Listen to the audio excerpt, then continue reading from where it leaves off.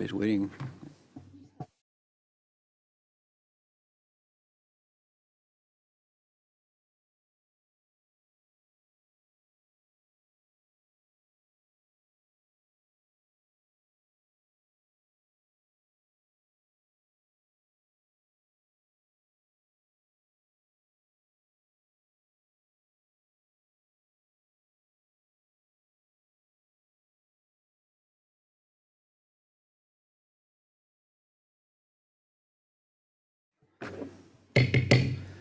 I'd like to call this regular meeting of the Cambria.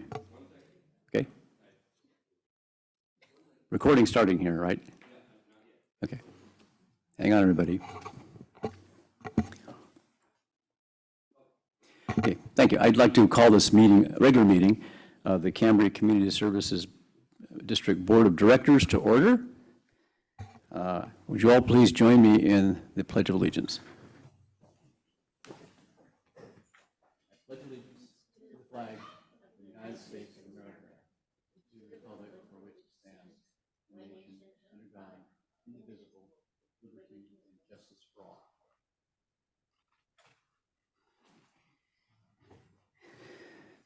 We have a quorum, but I'd like to make sure that our one member who is absent because of illness can sign on. Director Thomas. Is he up? Thank you, President Gray. Am I audible? You're audible and visible. Yes. Thank you. Well, after successfully avoiding COVID for 4 years, it's finally my turn. I tested positive January 1st. Happy New Year. Fortunately, I had a prescription of Paxlovid, so I took that for the prescribed 4 days. Thought that was going well, but a couple days ago, boy, it hit me like the freight train. So it's been really rough the last couple days.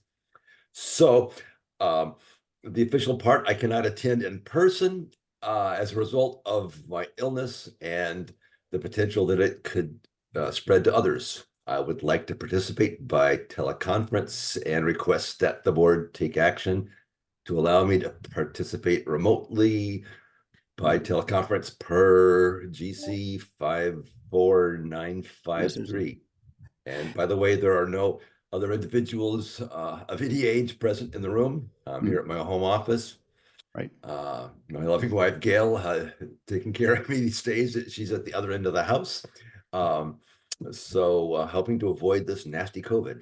Yeah. So thank you. Director Thomas was covering some of the bases legally that have to be covered for someone who's on the board here to participate remotely. You have to have a contagious illness. And you have to say if there's someone essentially of voting age within earshot of you over there, and he's passing those tests. Now I want to submit his request to the board for approval. I just accept unanimous approval if there's no objection. Yeah. So it's been approved by the members of the board here unanimously that Dr. Thomas be allowed to participate with us remotely. President Gray, can we do that by formal motion, please? Okay. Do I have a motion? I'll make that motion. I make the motion that Director Thomas. Right. And I'll go ahead and second that. So it's been moved and seconded that Director Thomas be allowed to participate via remote. Roll call. Director Dean? Aye. Director Farmer? Aye. Director Thomas? Aye, indeed. Vice President Scott? Aye. President Gray? Aye. It's unanimously approved. Since Mr. Carmel is next up for the report from closed session. Thank you, President Gray. At the regular meeting on December 14th, 2022, the board held a closed session for a conference with its labor negotiator pursuant to Government Code Section 54957.6. I think I got it right this time.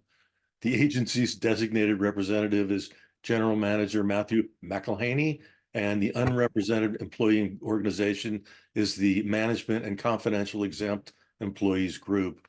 No action was taken at the closed session, and the issues that were discussed at that closed session will be considered in open session at the board's next regular meeting on January 18th. Thank you. I do not have a formal president's report to deliver. And as for agenda review, which is the next item, does anyone on the board want to ask that an item on the agenda be moved or set aside? Hearing no request for agenda action, the agenda stands and we move forward. We have an event now that's very important to a lot of the people here. I'll turn it over to our general manager, Mr. McElhenney.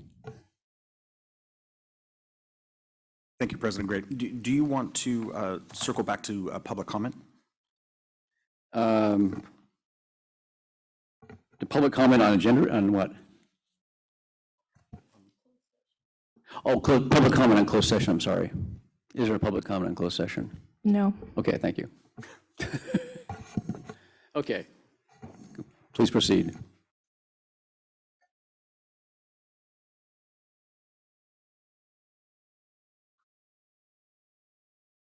Thank you, President Gray, and our distinguished board. I want to take this time to bring up our fire chief, soon-to-be fire chief, Michael Berkey. Just a little bit of background. This is really a distinguished honor for myself because I've known Chief Berkey for the better part of 20 years. We started our careers working for a local ambulance company, San Luis Ambulance. He was one of my paramedic partners. I was a young EMT, and we started to grow together in the profession of EMS. I considered him a mentor, and our career paths, while in the same profession, started to part ways in terms of where we were going in terms of our career opportunities. I started in a small fire department in the Central Valley. Subsequently, I transferred to the federal government. Michael Berkey was then hired at that very same fire department in the Central Valley and began his fire service career. I've had the opportunity to watch him grow, to marry his beautiful wife, and start a family, and it's been one of my greatest honors to work with him. A little bit of background about Michael. He has over 13 years of dedicated experience, community service between the healthcare district and our fire department. He was born and raised on the Central Coast of California. He resides in Paso Robles. He graduated from Atascadero High in 1996. He obtained his EMT certification in 1997 from Miramar College in San Diego. Began working with the East County Fire Protection District as a firefighter EMT. Continued school, education, and worked on various ambulances in San Diego County. Then returning to the Central Coast, working for San Luis Ambulance. He continued his EMS career with San Luis Ambulance. Again, became a paramedic with San Luis Ambulance, and then was hired with Selma Fire Department, his first full-time fire position. In 2010, he was employed with the Cambria Community Healthcare District as a full-time paramedic. Shortly thereafter, became a reserve for our fire department, Cambria Fire Department. He was a reserve firefighter up until 2016, where he was hired as a full-time engineer. He's taken on various different roles in our department, training. He was awarded the San Luis Obispo County Training Officer of the Year in 2021. He was an acting captain for quite a few years and one of our interim chiefs for a couple different periods. And I am extremely honored to introduce you, Michael Berkey, as one of our new fire chiefs. And with that, I would like to swear you in. I state your name. I, Michael Berkey, Do solemnly swear do solemnly swear that I will support and defend that I will support and defend the Constitution of the United States the Constitution of the United States and the Constitution of the State of California and the Constitution of the State of California against all enemies, against all enemies, foreign and domestic, foreign and domestic, that I will bear true faith that I will bear true faith and allegiance to the Constitution of the United States and allegiance to the Constitution of the United States and the Constitution of the State of California, and to the Constitution of the State of California, that I take this obligation freely that I take this obligation freely without any mental reservation without any mental reservation or purpose of evasion, or purpose of evasion, and that I will and that I will well and faithfully discharge well and faithfully discharge the duties upon which I'm about to enter. the duties upon which I am about to enter. Congratulations.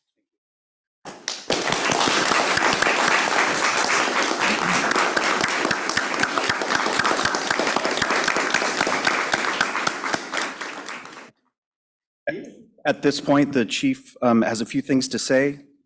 His wife will then pin his badge, which is a tradition, and then our newly appointed chief will then be swearing in our new fire captain. I will hand it over to you, Chief. Oh, boy.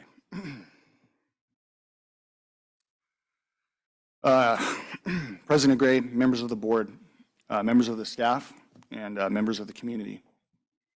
I stand before you today with immense gratitude and humility as I accept the tremendous honor of being appointed as the new fire chief of our exceptional fire department.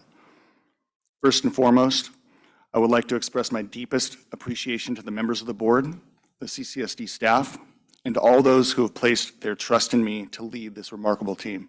I am truly humbled by the faith you have shown in my abilities, and I am committed to serving with unwavering dedication and integrity. To our amazing crews, I'm here with you, and I will remain here with you. What I mean by that is I haven't and I won't forget where I came from, and I will remain in the trenches, so to speak, with you. As I have stated before, our crews are the real reason why our fire department will succeed.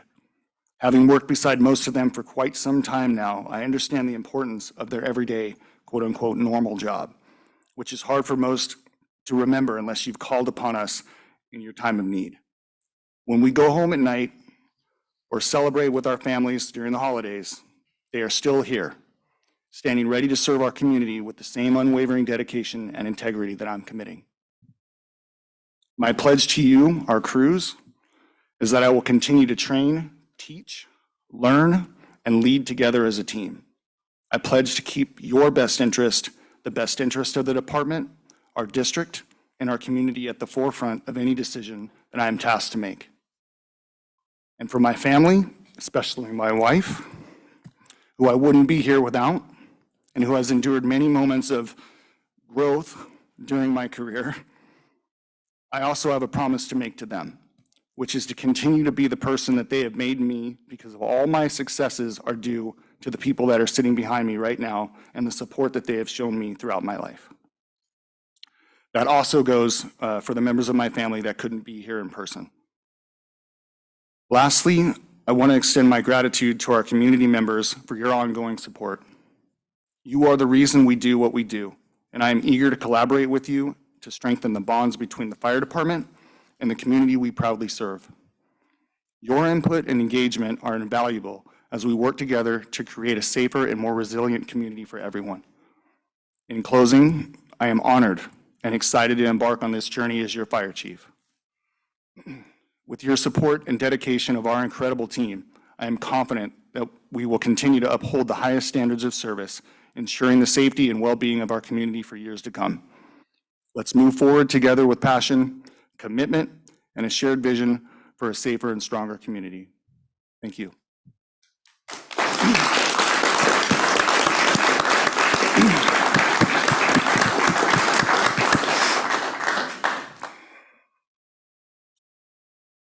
My wife.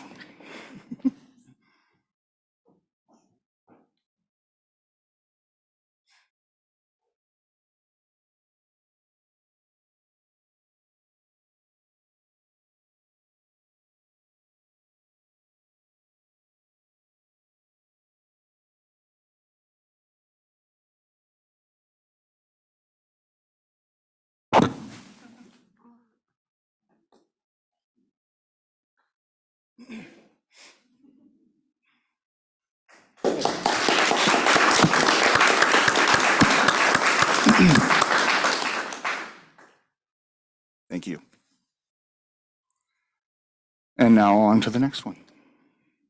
My first duty here, honored duty.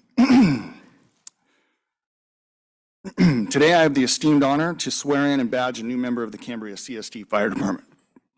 The swearing in of and oath of office is required for all public safety personnel in California under Government Code Section 3102. This oath, as read and signed by personnel, establishes the minimum standard of commitment required to protect and defend this country, state, and community. Today, we will be swearing in and badging our newest full-time member of the fire department, Fire Captain Craig Brooks. Come on up.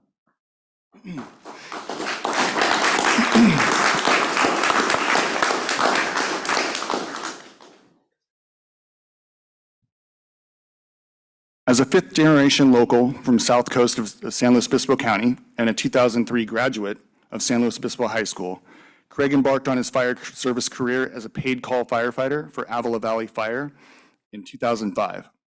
He went on to obtain his EMT certification and work as a seasonal with CAL FIRE until 2014. In 2014, Craig had the opportunity to enhance the health and well-being of others through becoming a gym owner, and he fully committed and devoted himself to this new role. Craig then became a reserve for the Cambria Fire Department in 2019 and went on to become a full-time firefighter and engineer with the Atascadero State Hospital. Craig currently resides in Atascadero with his wife, Chrissy, his 3 adult stepchildren, and his 2 dogs. Craig is going to be badged by his wife, Chrissy. She can come up.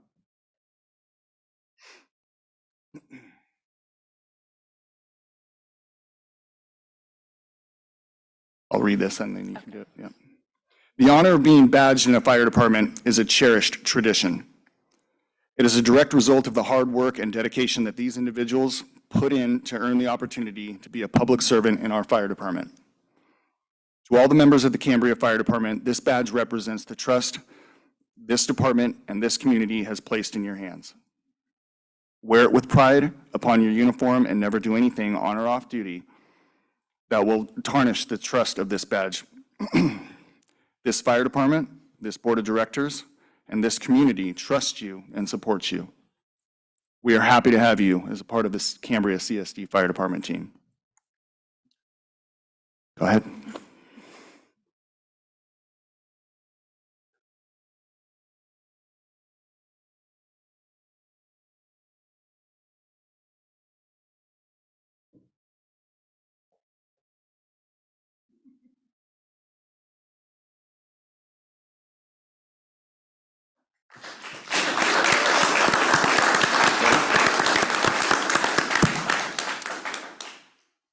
And now the oath of office. I state your name. I, Craig Brooks, Do solemnly swear do solemnly swear that I will support and defend that I will support and defend the Constitution of the United States the Constitution of the United States and the Constitution of the State of California and the Constitution of the State of California against all enemies, against all enemies, foreign and domestic, foreign and domestic, that I will bear true faith that I will bear true faith and allegiance and allegiance to the Constitution of the United States to the Constitution of the United States and to the Constitution of the State of California, and to the Constitution of the State, that I will take this obligation that I will take this obligation freely freely without any mental reservation without any mental reservation or purpose of evasion, or purpose of evasion, and that I will and that I will well and faithfully well and faithfully discharge the duties discharge the duties upon which upon which I am about to enter. I am about to enter. Congratulations. Please join me in welcoming the newest Fire Captain, Craig Brooks.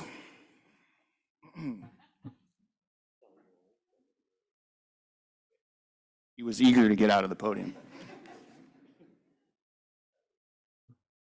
With that, I'm all finished. Thank you. I'd like to congratulate Chief Berkey and Captain Gross, and I'd like to find out, first of all, if anybody in the audience wants to make any comment. Okay. Board members, do you have anything that you'd like to share? I would like to join in to congratulate you, Chief Berkey, for your role and for our new fire captain. Congratulations. We're honored to have you as our fire captain, and we welcome our new fire captain. Excuse me, fire chief. I just demoted you. That was quick. We are very excited to have you as our new fire chief, and we welcome our new fire captain. Thank you. I just want to Director say, Farmer, yes, Director Farmer. thank you. I just want to say I've had the good fortune in the last few years to occasionally have communication with Chief Berkey, and I'm impressed by the fact that when he uses the word humble, it truly applies to him. And he's a great guy. And I feel so grateful when I think about the fact that these two gentlemen, our general manager, Mr. McElhaney, and Chief Berkey, have known each other for such a long time. It's almost like they're brothers. And I just feel this sense of passion and enthusiasm for the future of this district. Because of these two gentlemen, as well as everybody else that works for the district. But I personally feel truly grateful to be able to see more of Chief Berkey. So thank you. Thank you so much. Vice President Scott. Thank you. Congratulations. And I hope you never have to come to my house. Me as well. But if you do, and I don't know you very well yet, but I feel very content and I feel very sure that you'll be able to do what you need to do. And so thank you. And thank you for taking this on. Yeah. And I just want to make one more comment about Chief Berkey, especially. He's no stranger to this job because he's served for extended periods through 2 interregnums between fire chiefs. And I don't know if you're about the most experienced Cambria fire chief we've ever appointed fire chief. So it's great to have. I mean, and he goes way back with us, and is a mainstay of the department. So it's great to have you on. Finally, officially doing the job you've been doing so well already. Thank you. Thank you, President Gray. Yeah. Thank you.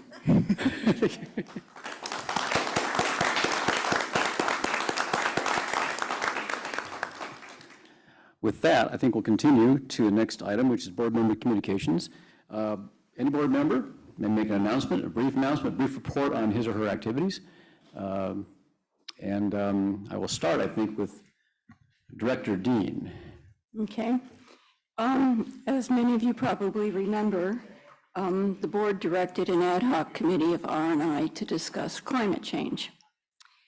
In my R&I Standing Committee report included in the September 14th board agenda packet, our ad hoc committee on climate change reported that they had found a grant for climate adaptation and resiliency projects, grants from the Climate Adaptation Resiliency Program, from the Integrated Climate Adaptation Resiliency Program. Our then district engineer, Ray Dienzo, working with the ad hoc committee of Julie Amadei and Mark Meeks, put in an application for $300,000 to cover the cost of a consultant to assist the CCSD in creating a comprehensive climate change adaptation and resiliency plan for Cambria, similar to the climate action plans that the cities of Morro Bay and San Luis Obispo have in place.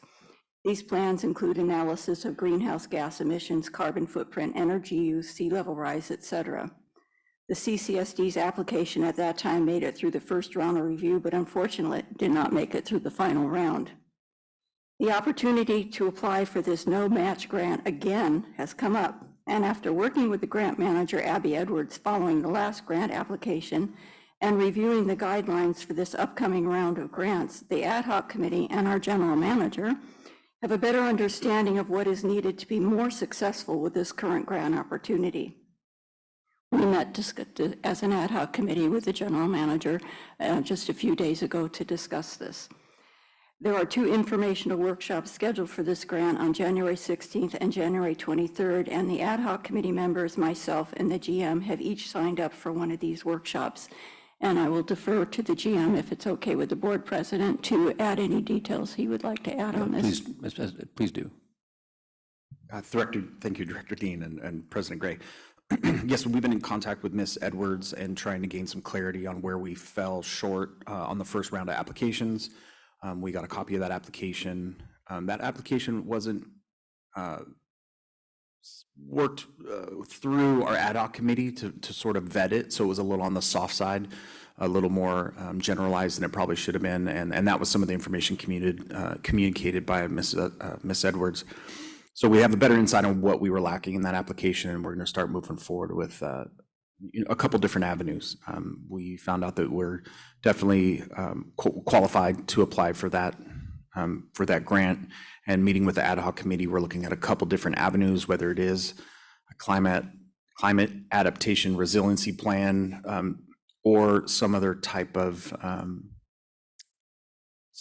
project that might help the district in terms of its threat for wildfire. Some of those things that we discussed, and I don't want you to hang your hopes on it just yet, but we talked about that evacuation route, and some of the design and engineering could be one of those targets. So we're going to be working with the workshop group, and we should be ready to submit. One further question, I mentioned for clarification, this is an ad hoc committee of a standing committee. So it'll go when the final product, or basically if the thing comes to the board, will be coming through the actual Resources and Infrastructure Committee. Yeah. And I wanted to clarify that this is a no-match grant from between $100,000 and $600,000 with no fund matching from us. Thank you. Thank you. Any other, Director Farmer? Thank you, President Gray. And I just realized this is actually the first board meeting of the new year. And this isn't what I was going to say, but somehow I feel a sense of obligation to be enthusiastically embracing this coming year with what it is that we can hopefully accomplish and pursue to make the district and therefore the community doing as well as possible. So what I wanted to say is we've all heard the term "you are what you eat," especially these days with diet being so important as to how healthy we are or are not, as the case may be. So I just thought I'd let you all know that currently there's a 4-part series on Netflix that is called "You Are What You Eat," and it probes deeply into this premise. So what they do is they follow. There's actually 21 pairs of identical twins in this study, but in the program itself, they just show four different sets of twins. And so what they do is they examine the effects of an animal versus a plant-based diet on these individuals. And they also spend time with regard to showing to us the impact of raising cattle and chicken and pigs on the natural environment. So it's very insightful, it's very revealing, it's very serious food for thought, and that's no pun intended, because we are what we eat. And so I just encourage everyone to watch this. It's, like I say, it's on Netflix, and as far as I know right now, it's the #1 viewed program on Netflix. So like I said, encourage everyone to watch it. It's 4 parts. Overall, it takes about 4 hours. You give yourself 2 nights to watch it. I think any thinking person, any thoughtful, caring person about their own health and about the future of this planet will come away reflecting on how can I live a better life with regard to my own diet and my thoughts about how we relate to Mother Nature. So that's my comment. Thank you. Thank you, Director Farmer. Any comment? Okay. I just want to make sure that Dr. Thomas has a way of notifying us if he wants to speak. Dr. Thomas, are you there? Yes, I am, and I've got a raise hand and lower hand button. So thank you very much for checking in. Great. So yeah, our secretary will know that. Our Ms. Dodson will know if you want to come in, and that's good. Okay, thank you. Moving along to public comment. This is public comment on items that are not on the regular business agenda or the agenda generally of the board today. I have one request for a spoken comment from Pauline Blackwood. You may want to come forward, and and everyone, just so you know, has 3 minutes maximum to make their comments. Thank you. Okay. My comment is I bought a lot on Oren, APN 023451027, 2003. It was cleared by Roberto Mercado every year since then. according to CCSD requirements. Perfect. I would go by after he cleared it, checked it, make sure every couple weeks nobody dumped on it. No problem. This year, one day before Christmas, I got a bill for $2,500 saying we had not cleared it. He did clear it. I got a bill from him back in, after he had cleared it, saying he had done it. I had driven by, seen that he had done it, and I don't know what happened. I don't know what to do about this. I did a few times after when I was checking to make sure nobody dumped on it, notice the lots to the left and to the right had been cleared for the first time since I bought the lot. So I don't know if somebody went out and cleared it's a treed area, cleared the whole area and just billed us. My husband pulled up a list, noticed we were the only APN that was billed in that vicinity, not the lots to the left or to the right. I had Roberto, I called him. He went to the CCSD, which was very helpful. Said they, agreed with him, go to the fire department. He went up there for me. They said, we're standing firm. She's going to be billed. I don't know what to do at this point. Thank you. We can't respond directly at this point, though. Our general manager may want to talk briefly about, or just to give you information or contact information, because our lot clearing program is in the process of being upgraded, and there are some. We do want to listen to people. Definitely want to listen to people who have issues or problems with it. So thank you. Thank you. Yeah. Anybody else want to speak? I think Mr. Dudzik, right? Dudzik. Yeah. Thank you, President Gray. Mhm. Appreciate the pronunciation. That's Dudzik. terrific. Well, Happy New Year, everybody. It's our first year as Cambria residents, and we're so excited. There's a whole lot going on at CCSD, and many events, including the flooding of last spring, and other issues have come up. And I know that Matthew and David are overloaded. There's a lot going on. So with that in mind, I've tendered my application, and I realize it's out of sequence, for CCSD Standing Committee, for the Resource Infrastructure Committee. In the event that you have a need for someone off sequence for the Standing Committee, I would certainly be happy to serve.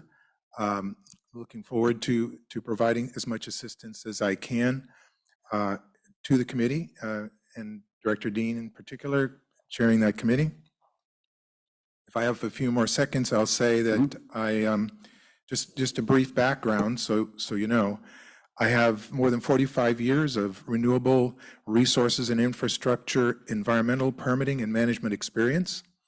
I'm a seasoned engineer, project, program, contract manager, decades of renewable energy and resource project development, engineering, environmental and management experience.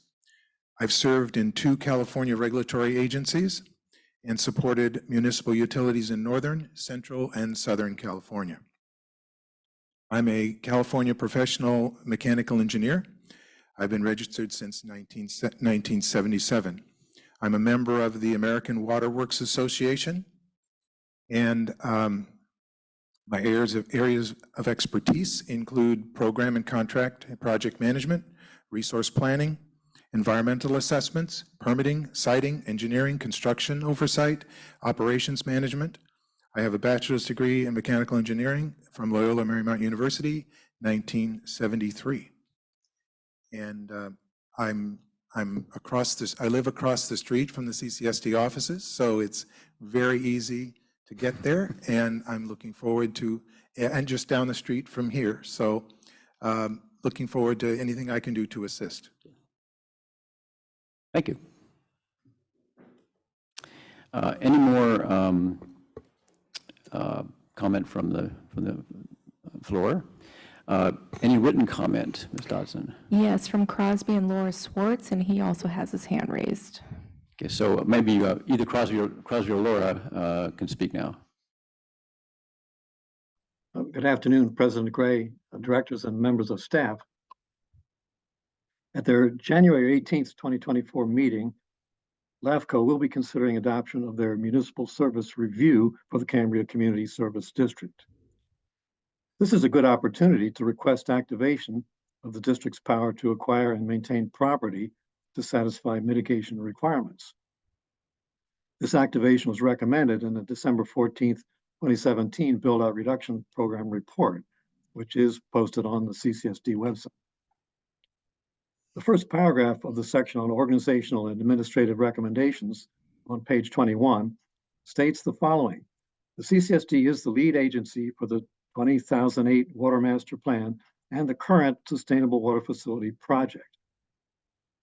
In accordance with mitigation measures PHG-1 and PHG-2 for the Water Master Plan, the CCSD has the ultimate responsibility to ensure funding and administration to retire and maintain undeveloped properties as required by the Build-Out Reduction Program.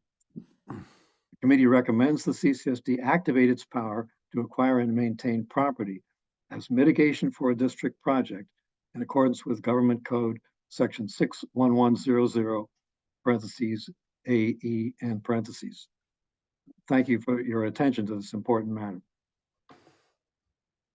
Thank you. Any more written comment? No. Okay, thank you. With public comment ended, we can continue unless, oh, wait. We had a late hand. Tina Dickinson. Okay. Ms. Dickinson. Yes, thank you, proceed. President Gray. I did receive the first LAFCO draft report a couple of weeks ago, and then in my inbox, I received from LAFCO an updated report for the hearing on the 18th.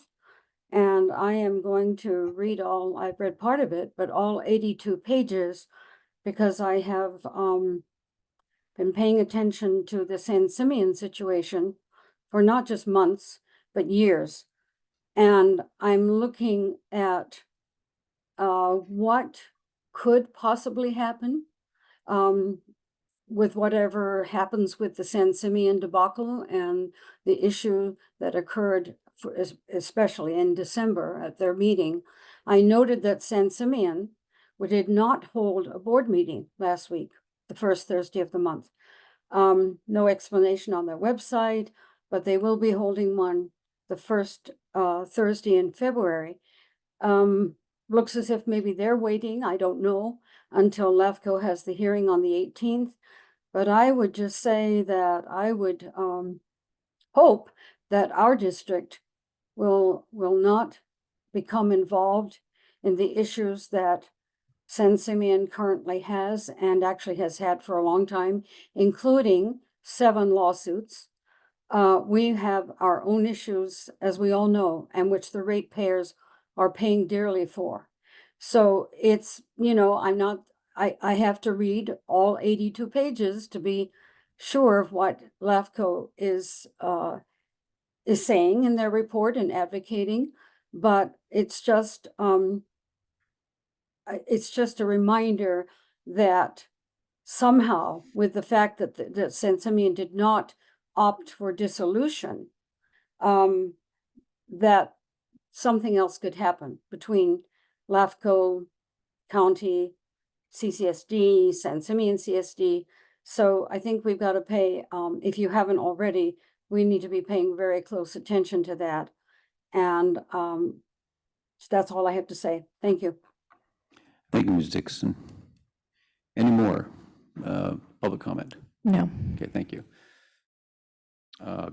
Director Farmer. Yes, thank you, President Gray. I just want to make a brief comment following up on Ms. Blackwood and her concern about this bill that she has gotten. I just want to let folks know that are out there maybe viewing this. I know we usually have between 1 and 2 dozen people viewing the meeting and people watching it afterward or whatever.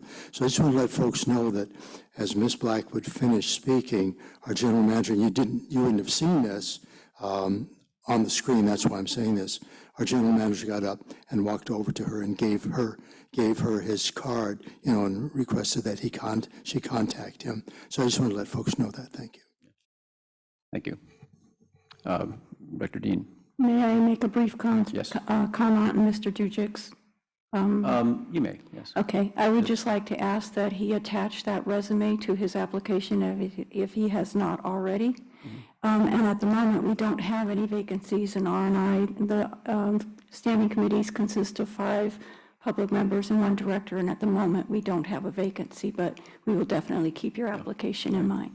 Thank you. Yeah, our standard process on applications is once you've submitted one, it stays active for 2 years. 2 years. Yes. Yeah, so. Okay. There's no time like the present. Anyway, so without any further public comment, we can return to regular business. First item, 5A,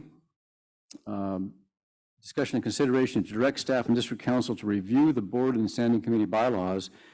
Turn this over to General Manager McElhaney to start, and I have a couple of comments to make too. Thank you, President Gray. Yes, so we're introduced agenda item 5A, discussion and consideration to direct staff and district council to review the board and standing committee bylaws. This is a process that we do every year. Section 11.1 of the Board of Director bylaws provides that bylaws are to be reviewed annually at the first regular meeting, which is today. And with that, I'll turn it over to you for some discussion. Yeah, I just wanted to clarify something because last year, as you may know, we had a much more exhaustive process. We appointed an ad hoc committee. I was on it and Director Thomas was on it to go over the bylaws in some detail and do a considerable amount of work on them. And my inclination after that is to give us a little space and not to try to do the same thing over again every year. It was quite time consuming and it took a long time to wind up. What we're returning to this year, I propose, is the system that was in effect quite, for most of the time we've had, I think this review process is that it goes to staff and district council. District council is there, of course, to make sure we're keeping up with the state laws and all the regulations. Staff can offer suggestions, especially things having to do with, typos and, just the mechanics of it. It comes back to the board in a month for final approval, and then at that time, board members can suggest any proposed changes. So this is the time if everybody is fine with this is the time to send it to staff, and then staff will come back, and if the board members have ideas for changing anything, they will get the chance in, I think, the second meeting in February. So any questions before we get to the public comment? Any questions from the board members for clarification? Yes. Yes, Vice President Scott. Yes, thank you, President Gray. I just want to know, so you're not taking any suggestions at this point? No suggestions, except that it actually is not a bad idea. If you have an idea, staff will pick it up. So should I say it now? Yes, you can. Okay, thank you. And do you want to take the board bylaws separately from the standing committee bylaws? I'd prefer to have them all together. Okay, so I just have a couple of questions. First, on page 5, under Board of Director bylaws 2.5, this is board members shall attend all regular and special meetings of the board unless excused for emergencies or other good cause. There is no number of meetings that are the maximum that someone could miss. And I think maybe it's that way on purpose, but it might be good to have a number there that's the maximum anyone could miss before action. On page 7, under 5.3, the sentence in 5.3 is a long run-on sentence, and it, I think if it were broken into 2 sentences, it might be easier to understand. Okay. And then I have, on the standing committee bylaws, I would really like, on page 24, under committee members, I would really like a list of the committee members, when they were appointed, whether they've reapplied, and where they are in their terms. That would be really helpful for me. You said page 24, but Oh, that, 12, 12. sorry. Okay.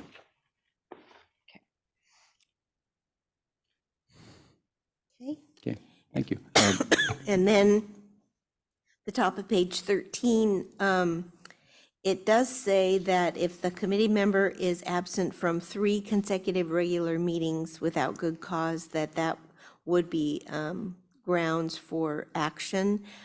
I'm wondering about committee members that are consistently late for meetings. And I think I was told that, for instance, if they're late for 2 meetings, 20 or 30 minutes late for 2 meetings, that would then be an unexcused absence, perhaps. Any other questions before we go on to, Manager McElhaney had a couple. Yeah, I just wanted to clarify, I was bringing in some of my teaching experience. And so with my students, if they were tardy 2 days in a row, we would count that as 1 absence. So I was discussing that with Vice President Scott. And so I'm not sure how that holds water, so to speak, with district council. But there are some ideas, and I did have a conversation with you, President Gray, in regards to the chair having the ability to communicate with board members, or excuse me, committee members that are not being prompt, and the ability to have discussions, and ultimately the option to remove them. But again, I'll defer to district council and the president. And that's all I have. Thank you. Thank you. Yes, so anybody else have some suggestions for the staff to pick up if there's something that's, okay, good. So that the tardiness issue is tricky, but you don't want someone who's consistently 20 minutes late, because they hold up things, and sometimes they can affect the status of a quorum, and they miss out. So it's something that in the past, when there's been problems with people not being able to make it to meetings, maybe a couple times, the preferred method has been to have a chat, kind of a friendly chat, see if there's a problem or if they can do it. And sometimes that solves a problem. But I agree, actually, on a rule, the idea of it not being a bad idea to have some kind of time limit for tardiness. Yes, because something's reasonable, but you can apply consistently. Yeah, so look forward. So I don't think any action is required. I don't believe at this time if we're referring to staff. This is just a presentation of it. And am I right in that, Mr. Carmel? The description is discussion and consideration to direct staff and district council to review. So I think you should take that action. Yeah. Okay. So we'll do that. Yeah. With all the input that we've given them, I'll entertain a motion based on the description of the item. Did Director Farmer have a comment before I made a motion? Before we go on, I have to public get comment. I have to get public comment. Yes. Is there any public comment on this item? No, but Director Thomas has his hand raised. So Dr. Thomas. And Mr. Dudson. Thank you, President Gray. And I just wanted to comment that, considering the policy committee has been reviewing policies within the space of governance of protocols, that as we just recognize, as the policy committee considers policies related to board practices and such throughout the year, that kind of keep an eye on the relationship between those policies and the bylaws, and where appropriate, use the bylaws to make note of norms that are appropriate, and to be sure that we're aligned between those new policies and the bylaws. Would this be, just so I'm kind of clear on this, is this something that we want to actually put in, use as a guideline, or the staff initially use as a guideline for their review? Mr. Thomas? No, I support the concept of as what's proposed in the agenda topic. I just wanted to put out there and raise awareness that as policies are brought under consideration, and recognize that our bylaws indicate that at any time we can make further changes to treat them as dynamic and make further changes as needed based on the excellent input and work that the policy committee brings to the board. Yeah, thank you. I understand. And of course, I should always note that the board can make a change to the bylaws at any time. Their ability to change the bylaws is not restricted to this point in time. This is just a required review every year. So when something comes up that we want to, and we did this, of course, back in August with the rules for appointing president and vice president. So it can be done anytime. Public comment, I think, yeah, Mr. Dujic. Oh. Thank you, President. Great. I guess I'm going to hold up for a minute. No. So, please proceed. Okay. We'll go back to the board. I think, as was just discussed, as you pointed out as well, the board can change the bylaws at any time. And in my recent readings of the budget requirements and budget policies, in the event of a significant event that occurs that might affect the budget, then they can have a mid-year budget review. So my recommendation would be that you do something similar in this regard relative to the flooding events of April. There really prior to that event, there was no individual identified specifically.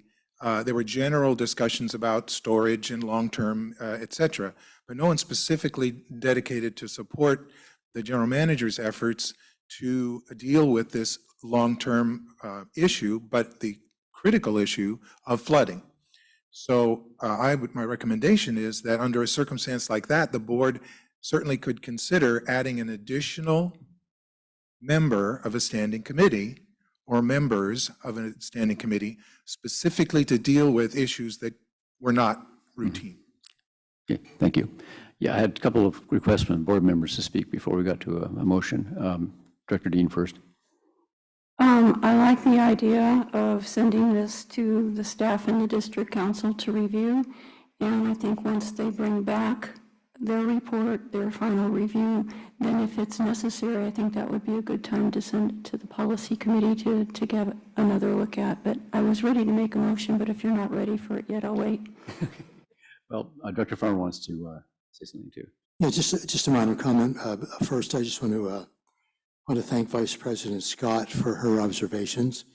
And just a very minor item under, it's on page 6, for 4.1 under preparation of minutes, where it says, the minutes of the board shall be kept by the confidential administrative assistant who may be an employee of the CCSD. So I was just curious as to when would there be a time when the person that kept the minutes was not an employee of the CCSD? I don't know, it's just slightly confusing comment there, but yeah, that's all. I guess it covers all eventualities. Let's say that. Yeah, okay. Yeah. Do I have a motion? Yes. I move that we direct staff and council to review the board and standing committee bylaws. Second. So moved and seconded that the staff be staff and council be directed to review the standing committee and board bylaws. Can I have a vote, please? Oh, Tina Dickinson has her hand raised. You want to take public comment? I can take public comment briefly from Ms. Dixon. Yeah, please. Thank you, President Gray. I just noted Mr. Dujek's comment and his prior comment regarding the R&I committee, possibly, putting in an application for when there may be a position available. I found that his second comment was rather creative and maybe trying to find a way of getting on possibly the R&I committee regarding flooding. We do have a staff and we do hire consultants, so I'm not quite sure. We've never heard anybody make, as far as I know, make such a comment or a suggestion. And I'm watching and taking note of his comments as we start the new year here and have in the past. So I found that to be somewhat creative, but I think that definitely needs to be looked at by the board before any decision would be made, such as to what he was suggesting. Thank you. I'll proceed to the vote. Director Dean? Aye. Vice President Scott? Aye. Director Thomas? Aye. Director Farmer? Aye. President Gray? Aye. Yeah, I wanted to say a little bit, just the last public comment. First of all, just to keep things moving forward, I think we will, it's unusual for someone to be able to comment while a vote's being taken or just before a vote's being taken. There's a motion on the floor. The proper order of these things is to have the issue, the item presented, to have board questions, clarifications, questions for clarification generally, have public comment, have a motion and discussion. And so public comment out of order, I will be a little more strict on going forward, let's say that.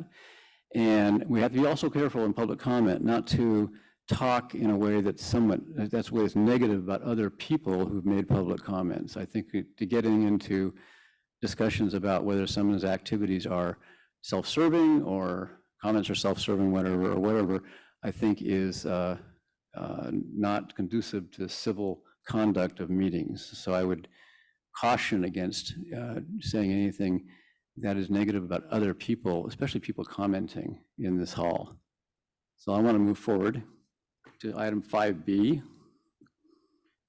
This is something that we could start with staff, but Vice President Scott was instrumental in this, so she might want to continue the discussion. Yeah.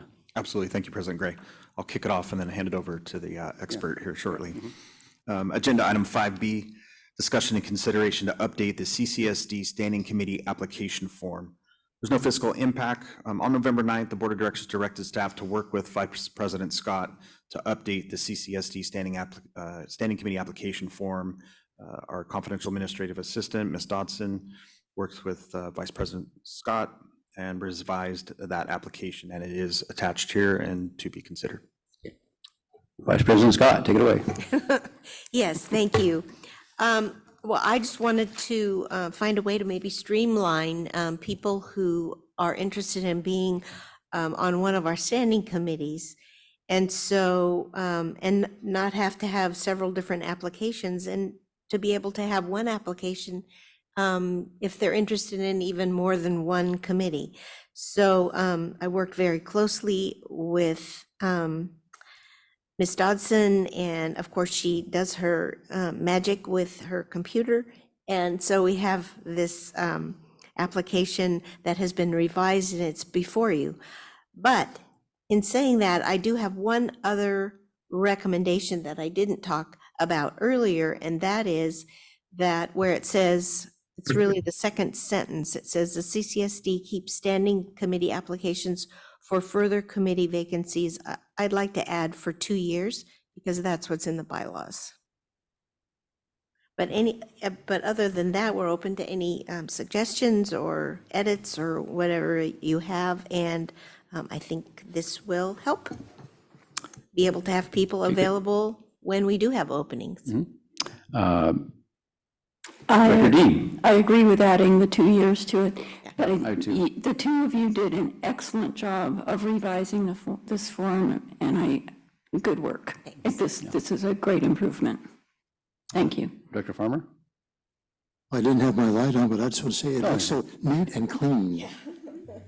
The first thing, just like the beginning of the agenda on page 1 looks so neat and clean now. So thank you, ladies. Okay, thank you. I had one small suggestion on the Finance Committee description. I think I wanted to simplify it a little bit, just to say simply that the Finance Standing Committee reviews budget processes and financial management to promote fiscal stability and instill public trust. Because reviewing transparent budget processes sort of assumes they're already transparent, which maybe the wording, I wanted to simplify the wording, if that's okay. Yeah. And Director Thomas has his hand raised. Director Thomas. President Gray beat me to the punch. I was going to simply point out that the bylaws read that the Standing Finance Committee provides transparent review, but in this case, as worded, it would limit the Standing Committee to reviewing only transparent processes, not So I simply concur with President Gray's removal of the word transparent. Not that we don't aim for transparency, but because its use in this context is limiting. Yeah, thank you. Any public comment on this item? Ms. Dodson, any written comment? No. Okay. I would entertain a motion. I guess it sounds like our board consensus on the wording is to add in the opening paragraph at the end of it for 2 years after vacancies. And I think in the Finance Committee line to eliminate the word transparent and to add after management 2 instead of that. With those changes, if they're acceptable to everyone, I can entertain a motion for approval. I have a motion. Okay. Second? Yeah. Oh. Vice President Scott. Yes, I move that the update to the CCSD Standing Committee application form be edited as spoken by President Gray and added to the forms that are available through the CCSD. I second the motion. It's been moved and seconded that the updated CCSD Standing Committee application form with the changes noted be adopted. Can I have a vote? Vice President Scott? Aye. Director Dean? Aye. Director Thomas? Aye. Director Farmer? Aye. President Gray? Aye. Thank you, everyone. We'll move on to 5C. This I want to again turn over to General Manager McElhaney, and I have a couple of, again, there's some clarification, I think, in order on this, but I think I'll let the General Manager handle that first. Thank you, President Gray. Agenda item 5C, discussion and consideration of update of the capital improvement project lists. And yes, well, there needs to be some clarity brought to this agenda item because as I had a robust discussion with each director during our weekly meetings. At the July 20th, 23 board meeting, chairs of the Resources and Infrastructure and Finance Committees were instructed to meet and update the capital improvement project list, and that should have been framed in update the capital improvement project format. The subcommittee met with our administrative department manager to develop a new format for the CIP list, so it would be a little easier to read and people could understand it a little bit better in terms of what that mission of that list was. So we are considering the format to the CIP list, not necessarily the list itself. So there is going to be a meeting of the R&I committee where staff is going to arrive and they will update the list itself, the content of the list, the ranking structure of the list. But today's discussion is really about the format of the list and how that is being brought forward for approval. Thank you. Director Thomas's picture came up there, but I don't think he wants to speak yet, does he? Okay, good. No. Yeah, okay, great. Yeah, I wanted, and just to background a little bit on this, there was a joint effort by the Finance Committee and the Resources and Infrastructure Committee to come up with, a unified CIP list, and there'd been some confusion about competing lists in the past, but also to improve the format. So there was more information to the public and to the board members in the budget about the progress made on all of these projects, multi-year projects in particular, and where we stood on them. And it's maybe somewhat complicated to do a before and after, and I might ask Director Dean also to maybe add some of her own insights into this. But the idea was, if you look at the old, like the list from, say, the current budget, it doesn't tell you very much. It tells you how much the project is going to cost. Let me just grab a sample of this. I got it printed out. It tells you the priority ranking, and then the project for this particular fiscal year. In other words, in the 23-24 budget, you'll find on the CIP list there's something that's on which money is going to be spent this year, and then there's another column called 10-year cost, which is what's going to be spent on it. Well, basically till this project's completed, because no project's going to take longer than 10 years, and that's all you have. You didn't have any to-date number for how much has already been spent, how far we've come on the project, how much we spent on the project, what's left essentially to spend. You just had the one fiscal year, and this new format was intended to put prior expenditures in there, and also expenditures for the new fiscal year in addition to those, and then estimate of the remaining amount of money that was going to be spent after total expenditures are added up. So in other words, you have what's been spent to date, what's going to be spent in this fiscal year, what that adds up to, and then what remains to be spent in out years and future years. So this was done with the actual CIP list from the current budget. This is not the new CIP list. This is not a revision of the CIP list itself. But Ms. Fritz and the subcommittees, committees together came up with a grid that shows these numbers, if you look at it, for all the projects that are currently on the CIP list and how it would look.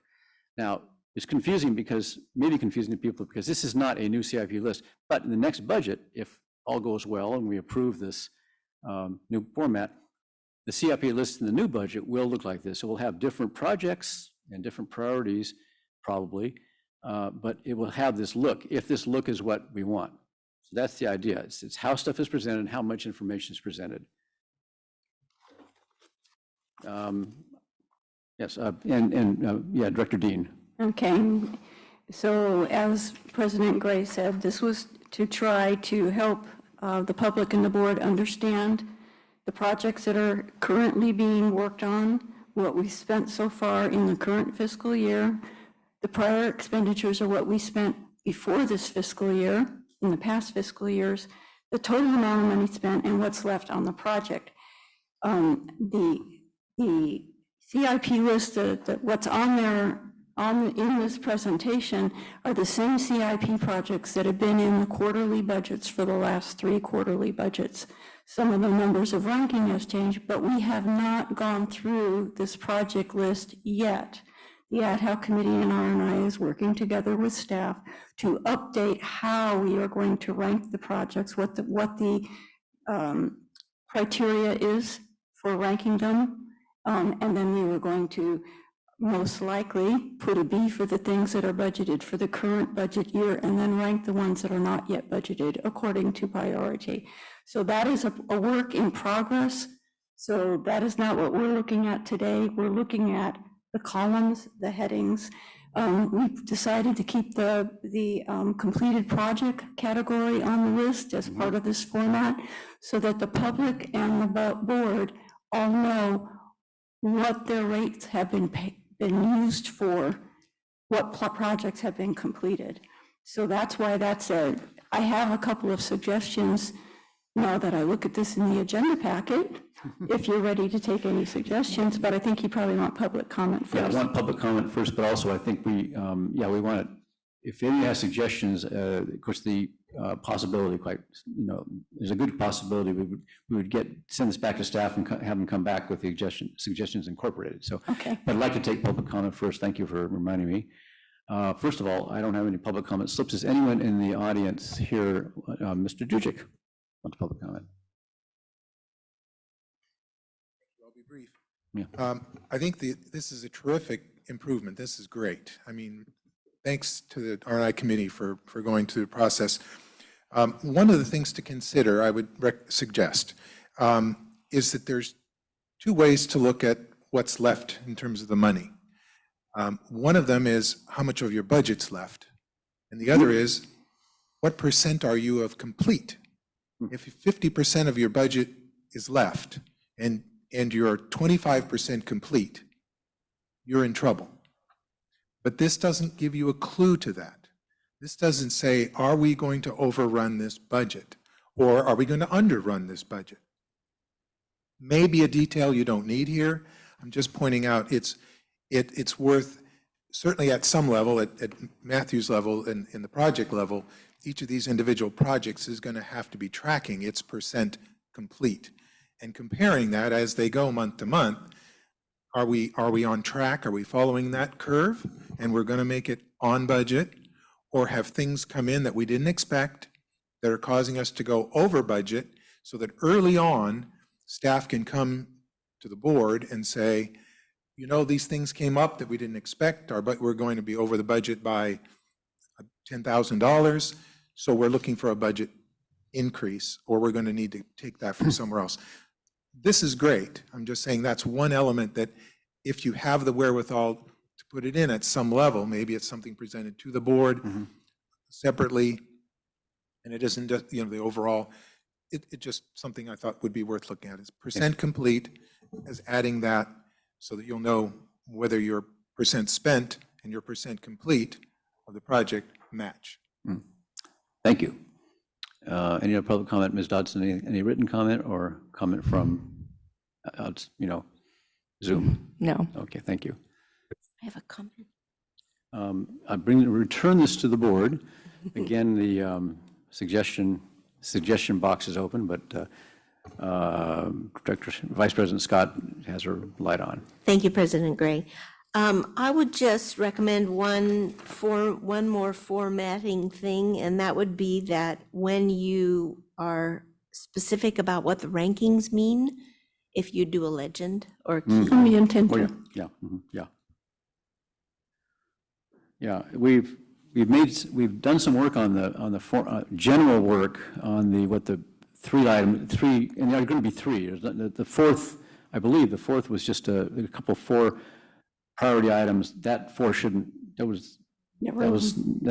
spurious, whatever, it was left over. No, don't intend to have more than three categories. There might be some subcategories, but we are working toward having a stated standard of what each one means. And yeah, we would definitely have that in a legend. Yeah. And Dr. Dean. Okay, a couple of things, and I think we talked about this, President Gray and I were the ad hoc committee that worked with Ms. Fritz to begin with on this format. And I think at one point we looked at a column that said how much was budgeted for the project for the current fiscal year. But then I think we took that off because it made it so that all of these lists would have to be landscape and hard to follow. I would be interested in hearing what the rest of the directors would think about trying to add that column back in somehow. The other thing is, I think when we get to the point of working on the completed budgets, I think we need to have the date the project was completed. And also, if I can, I know we're not looking at the CIP projects, but there's a couple of spelling mistakes I'm going to play Michael's role here a little bit. Okay, on the long-term improvement modifications for WRF, the word consulting is misspelled. And under the fire department, satellite phones is misspelled. What was that, just, Director Dean, what was that? The added column was for what exactly again? Because I remember. The added column, what is allotted for the current fiscal year Allotted for current budget for the fiscal year, project? Yeah. Yeah, I think that needs to be in there. Also, I think that when we're looking at the ribbons going across side to side, that separates the sections of each thing, some of these projects on here are for maintenance. And they're on here, I know it's a CIP list, but they're on here because they're projects that are probably going to end up needing to be contracted out or at the very least budgeted. So perhaps separating out within each department which part of the projects are maintenance. There's one other thing I had. The headings of the completed projects don't always all say completed projects, so that we need to address that too. Yeah, some of these things are, for instance, the distinction between maintenance projects and capital projects. That's something that needs to be taken up when the CIP list is developed. And this, I think, if I can, correct me if I'm wrong with the procedure, the budget procedure, but the CIP list for the 24-25 budget does go before R&I committee and finance committee for review, because it's part of the whole process of getting the preliminary budget out to the committees and have them give their input to it, and then it goes to the board. So that will be an issue, obviously, that can be taken up with the committee. And one more thing. Yes. Okay, so when the various departments present their projects to R&I and then to finance, they're also supposed to tell us how important that project is and what they want on the budget for that fiscal year. If you look at one of these departments here, it was a Christmas wish list and wasn't prioritized. Right. So this needs to be worked out a little bit. Yeah. I'm done. Okay, thank you.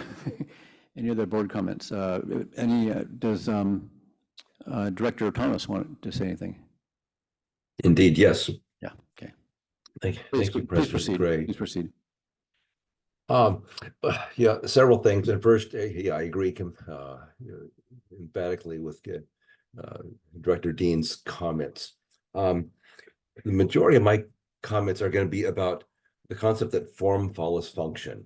I've been intricately involved in capital budgeting processes, in the corporate world for decades, and what we're looking at is the form.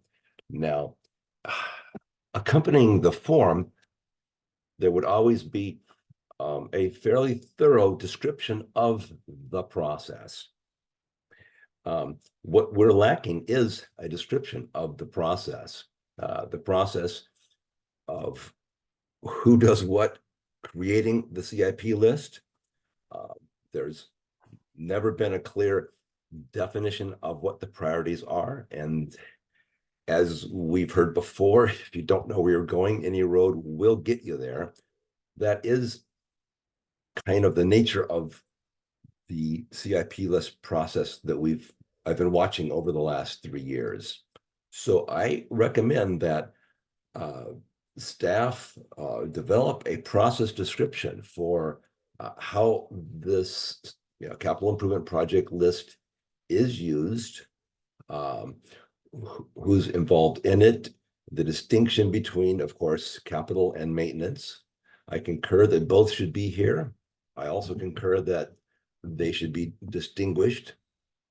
I agree with the concept of keeping completed projects for some reference, but it's never been clear what completed projects are retained and for what duration. So that should be clear. It'd be, if an ad hoc committee is needed, I'm happy to put my money where my mouth is, or I guess my time where my mouth is. But I think it's, and the other thing is very important to clarify the linkage between the strategic planning process, the capital improvement process, and the budget. few things connect the strategic plan to the budget more than the CIP list, because the capital improvement project list does define what capital assets we're going to put in place to further the mission of the district.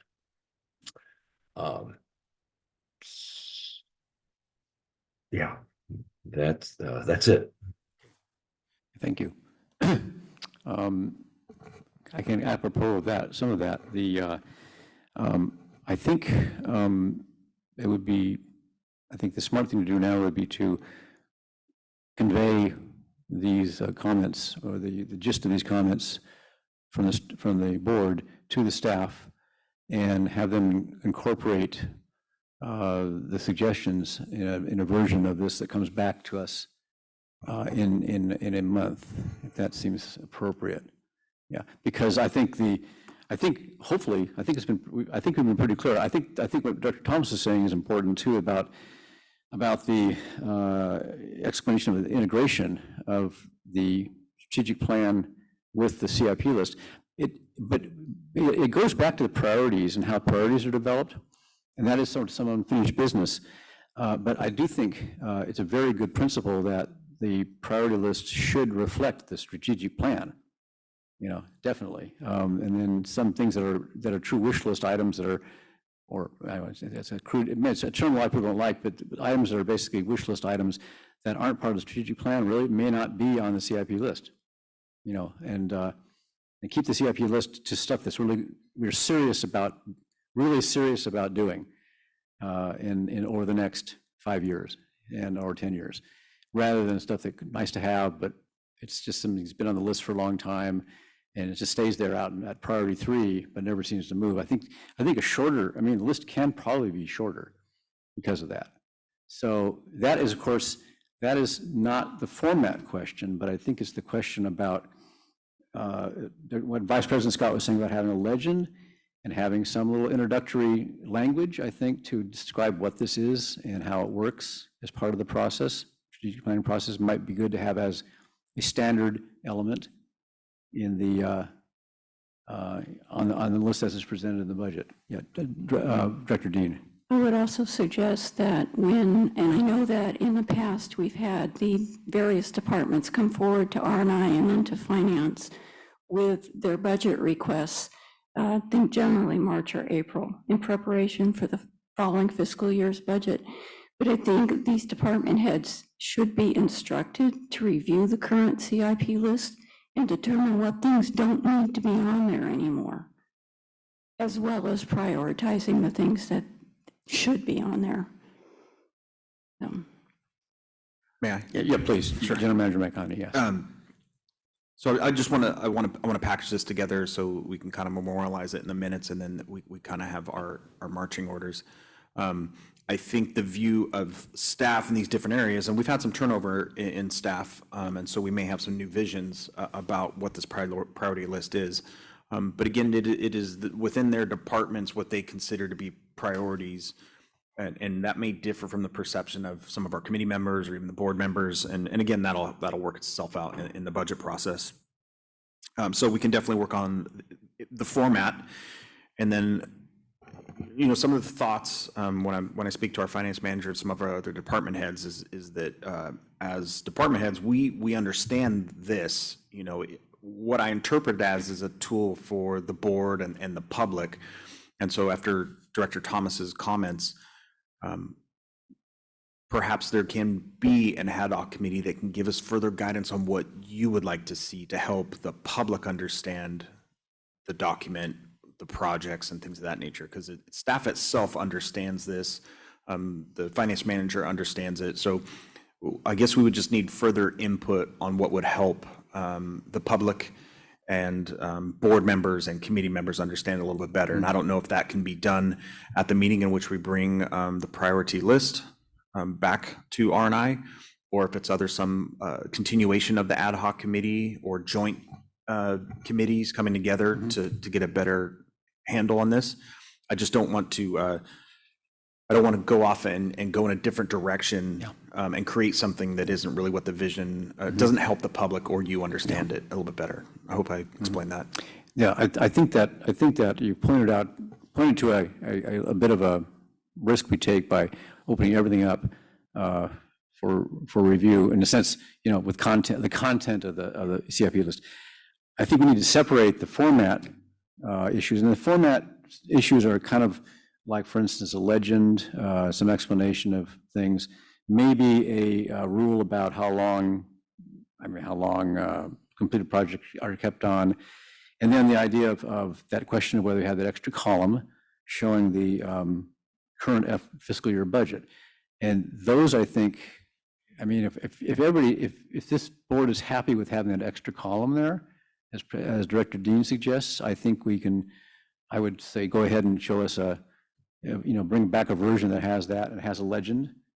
And anything further in terms of introductory, just a very brief introduction about what the CIP list represents might be a good way to go. And then we talk about the issues of priorities and integrating the CIP list with the strategic plan.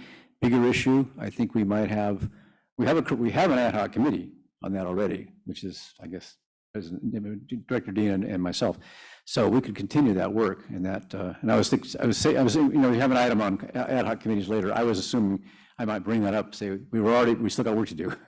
So, but I think those format-based items, I think, are the ones you want to focus on. And Vice President Scott had her light on. Yes, thank you, President Gray. And my suggestion would be landscape probably would make more sense.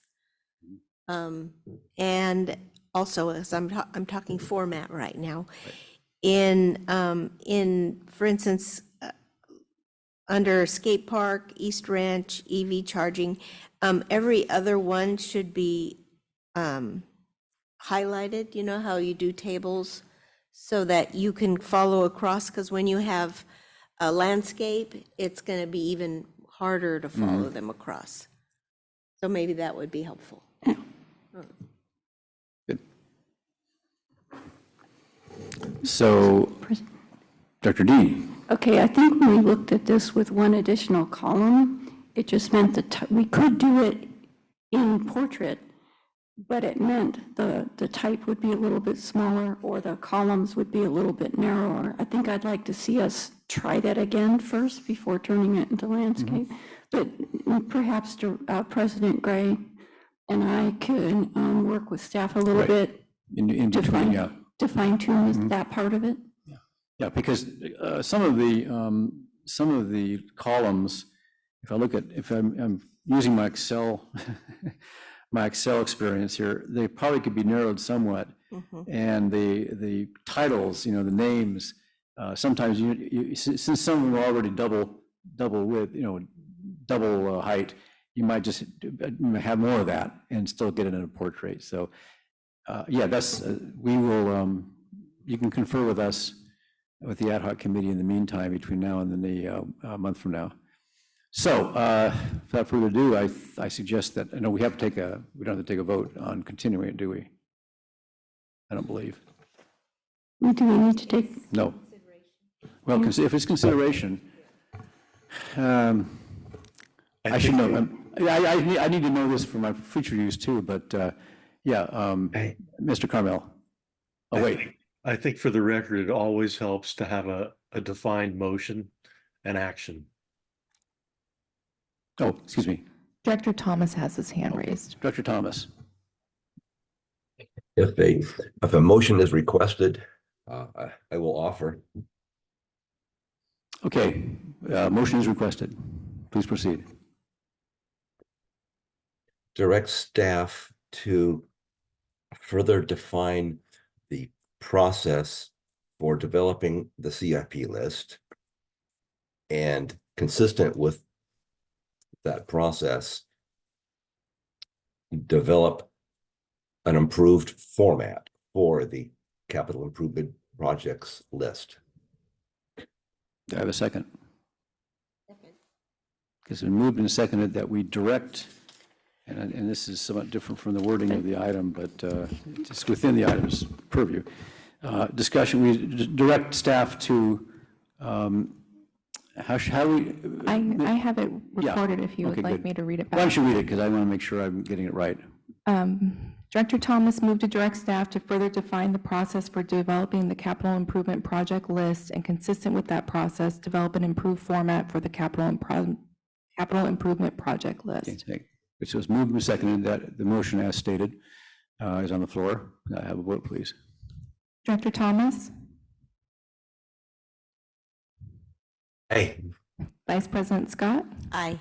Director Farmer, Aye. Director Dean, President Gray. Aye. President Gray, I'm sorry to interrupt. Yeah. I just want to make a comment. I'm still trying to figure out how Ms. Dotson can type faster than I can think. We're a little, yeah, she does, I mean, she does all sorts of things, because she's telling me when Director Thomas wants to speak, so I have to, this is why things are a little bit choppy up here with the remote access, because we don't have I don't have in front of me a computer screen that shows me who's raising their hand and so forth, so I beg everyone's forbearance on that. But Ms. Dodson is carrying a lot of burdens here. She's very talented. Yes, she's very talented, yes. Definitely a very much needed person here on this. Yes, thank you. I would, we're an hour and a half in, and we have actually a fairly, not too much to go, but I want to give people an opportunity to take a little break before we get to item 5D. 10 minutes, we come back at 2:40. Everybody's okay? Thank you. We adjourn till 2:40.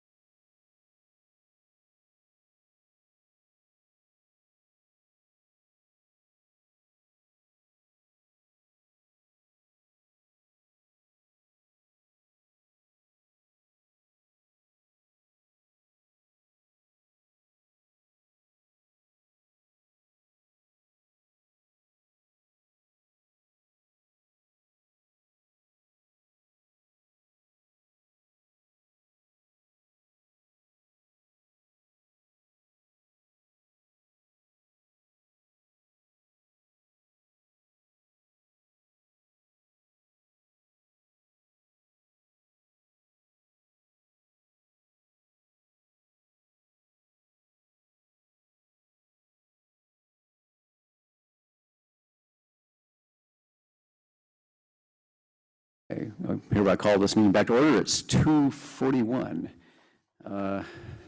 We are moving on to agenda item 5D. This is the discussion and consideration and approve an agreement from consultant services with MKN and Associates, Inc. for engineering design and bid construction phase services for the replacement of the Stewart Street tanks. And I'll turn this over to General Manager McElhaney. Thank you, President Gray. Agenda item 5D is discussion and consideration to approve an agreement for consultant services with MKN and Associates for engineering, design, and bid construction phase services for the replacement of the Stewart Street tanks. Our fiscal impact, the cost estimate is $185,273, is based on the proposal provided by MKN and Associates. An encumbered budget of $458,000 has been allocated to this tank replacement project. We also have an additional $375,000 of federal funding that has been secured, and the total project budget of $833,000. I do have Mr. Green online that will help explain a little more in-depth technical side of this. I do want to provide some clarity and some oversights on our part. Recently, we changed philosophy on the type of tanks we are going to install. So with our new leadership, they thought it best to go with a welded tank versus a bolted tank. Some of these proposals have been worked on, and the term bolted tank was left in the proposals. And I'll let Mr. Green explain that a little bit more, but that's an easy change to it, and it doesn't affect our fiscal impact very much, and he'll be able to go into detail on that. And with that, I'll turn it over to Mr. Green. Yes, please do. For more discussion. Mr. Green, our utilities manager, manager, James Green? Yes. Can you guys all hear me? We can. All right. Good afternoon. So obviously we've been working on this project for quite a while. We did 3 informal bids with MKN coming up the most cost effective by a very narrow margin. MKN is also our consultant working in coordination with Southland on our SST project. They've worked for the district in many functions over many decades. They would definitely be my choice, obviously, for the design build process for this. So if you guys have any questions concerning that, yeah, I'd be glad to answer. Yeah, I'll turn it over to the board for questions. Director Dean?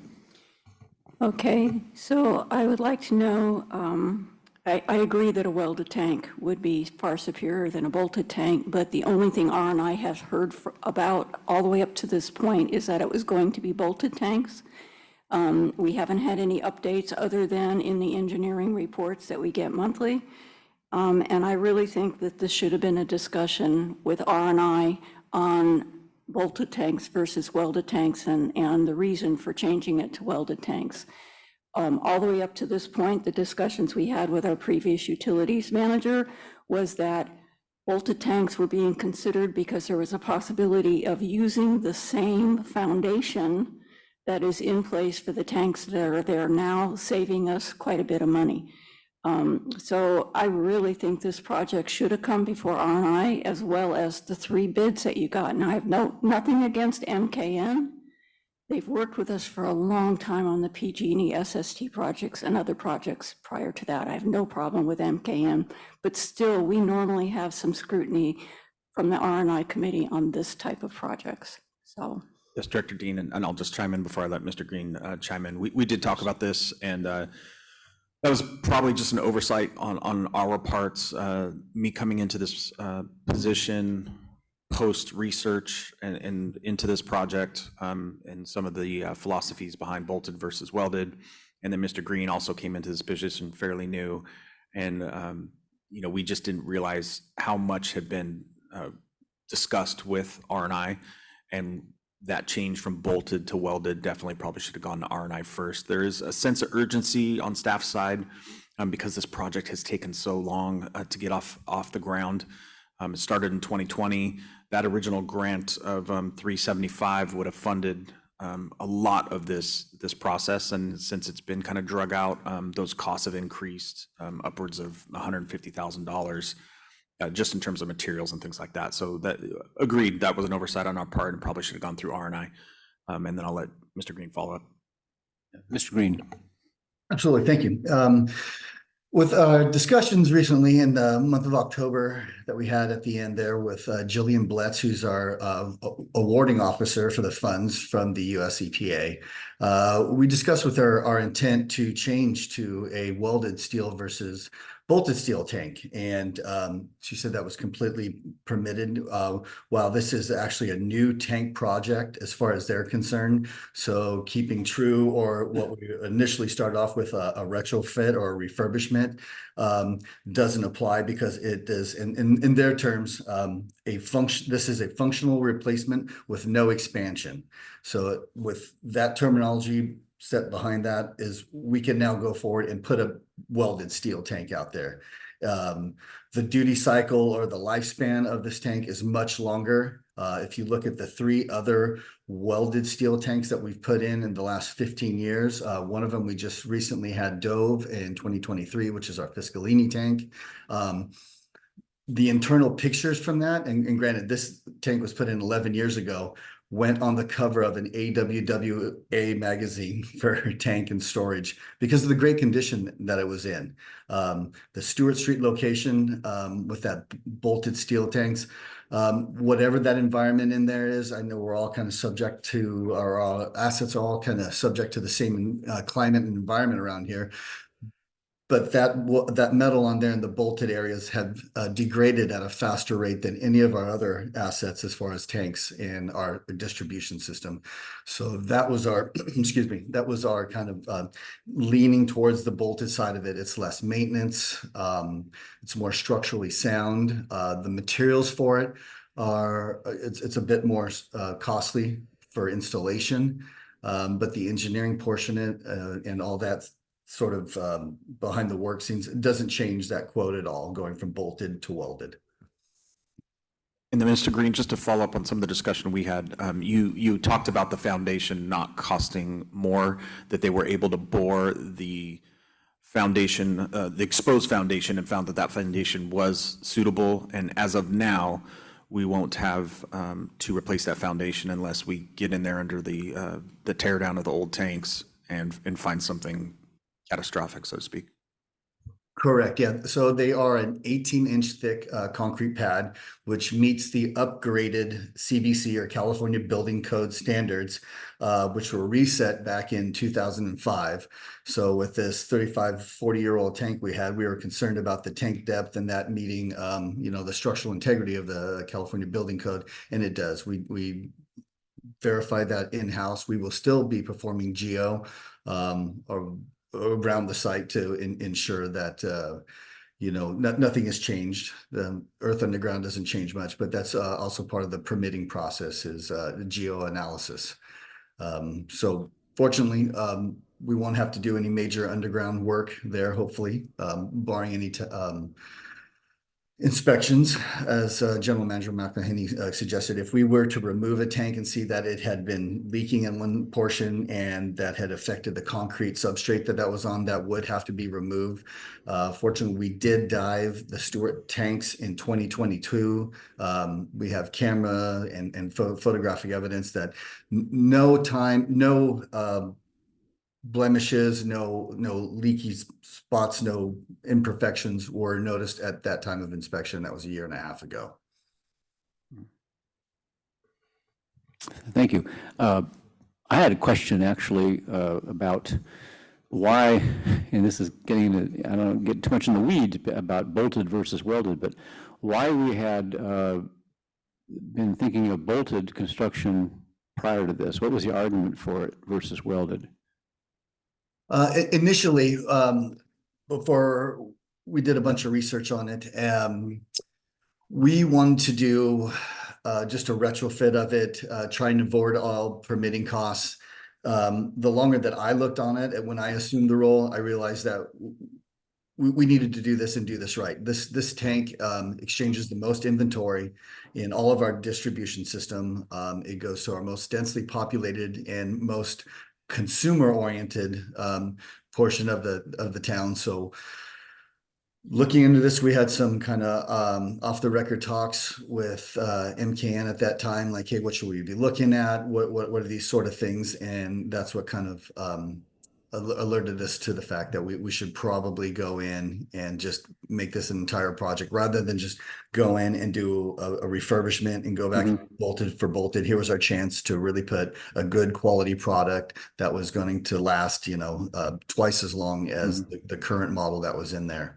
And that's why I had to vet that with the US EPA, make sure that if we were exchanging tank types, that would be permitted and that we would be awarded our funds. And they assured us that would be the case.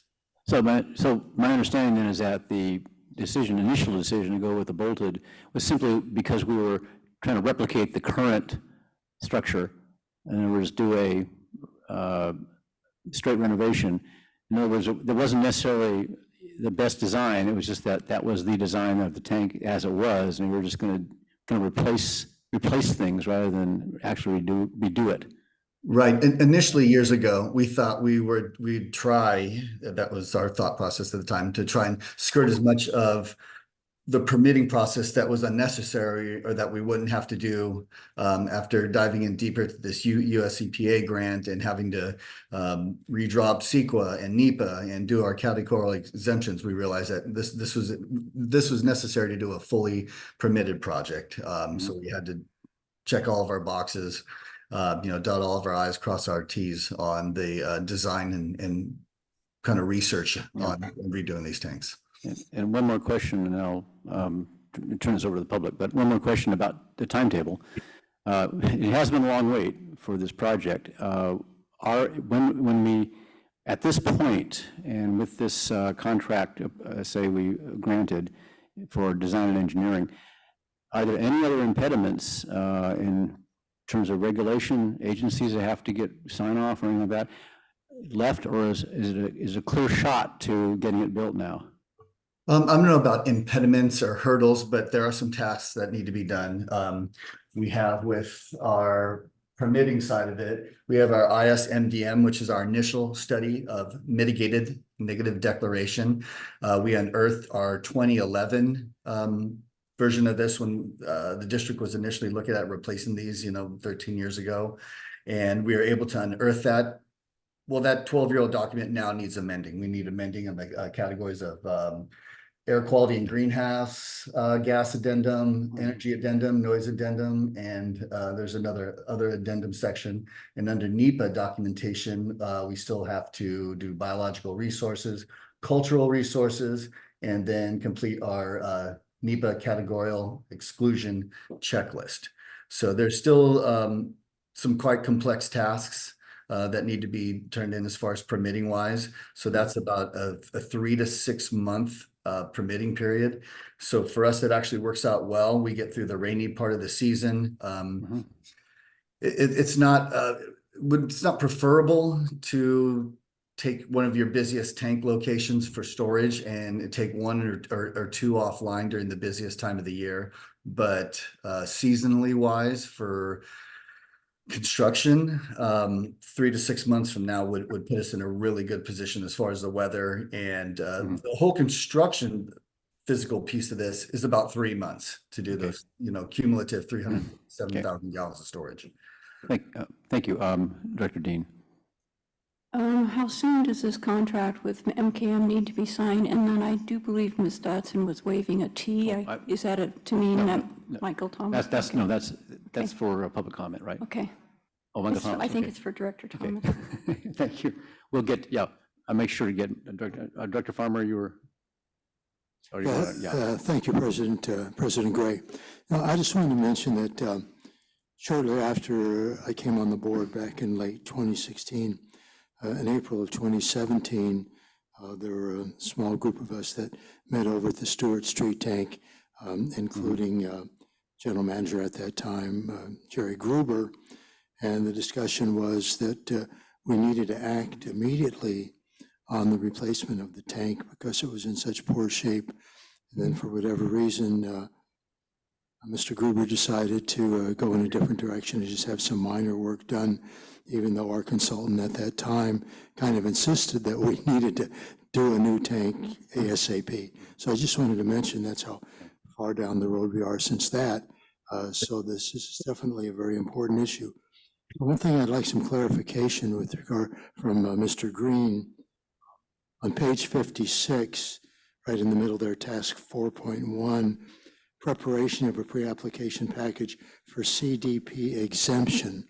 So if he could just give us a little bit of detail as to why that's needed, how it's going to be pursued, and what's the possibility of us not getting an exemption with regard to this coastal development permit for this project.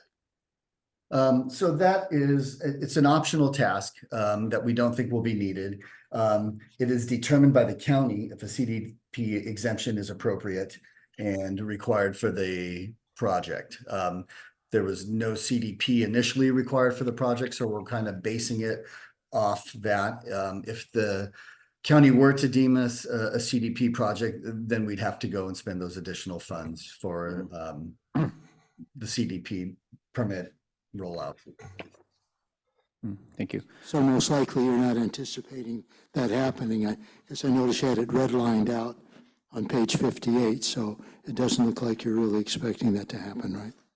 We are not expecting that to happen, Director Farmer, yes. Mm-hmm. Thank you. Dr. Thomas, you've been very patient. Thank you, President Gray. And lots of tissues.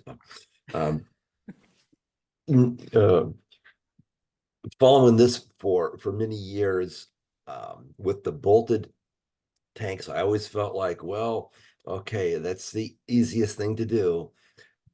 And what Mr. Green has brought to us is the right thing to do.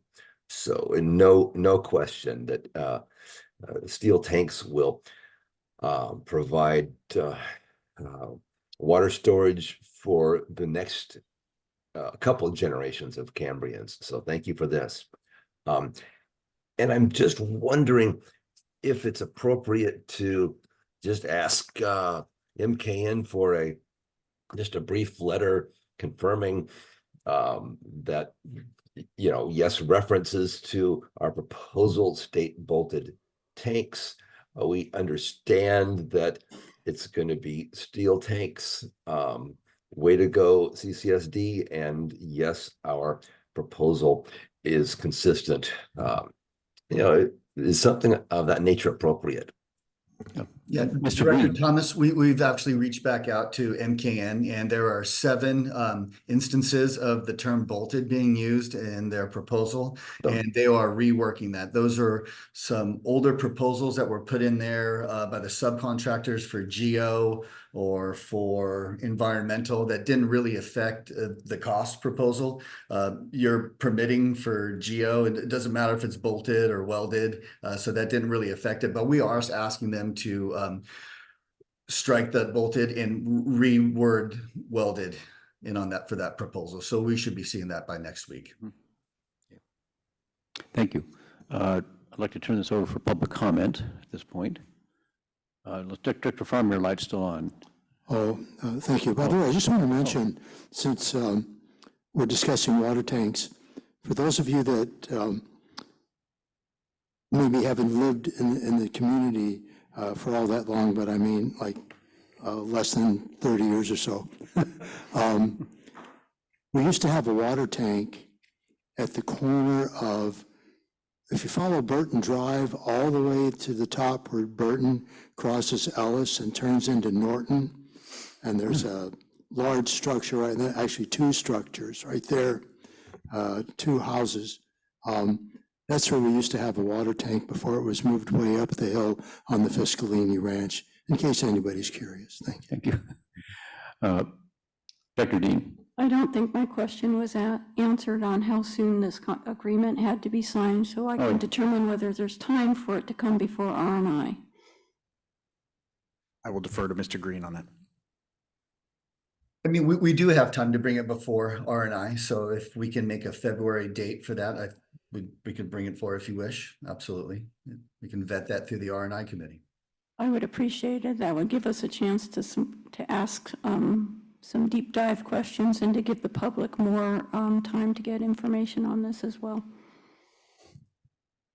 My question on that is, does that slow down the project at all?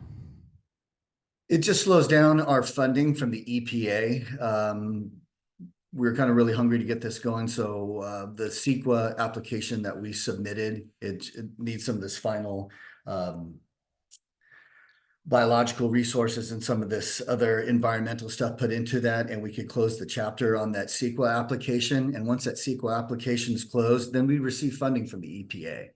So that was kind of our drive. That was our motivation behind there, to kind of start getting that funding coming in. And that's the one key piece that is stopping us from being awarded that funding, is that CEQA completion. Okay, I want to just check to see if there's public comment first.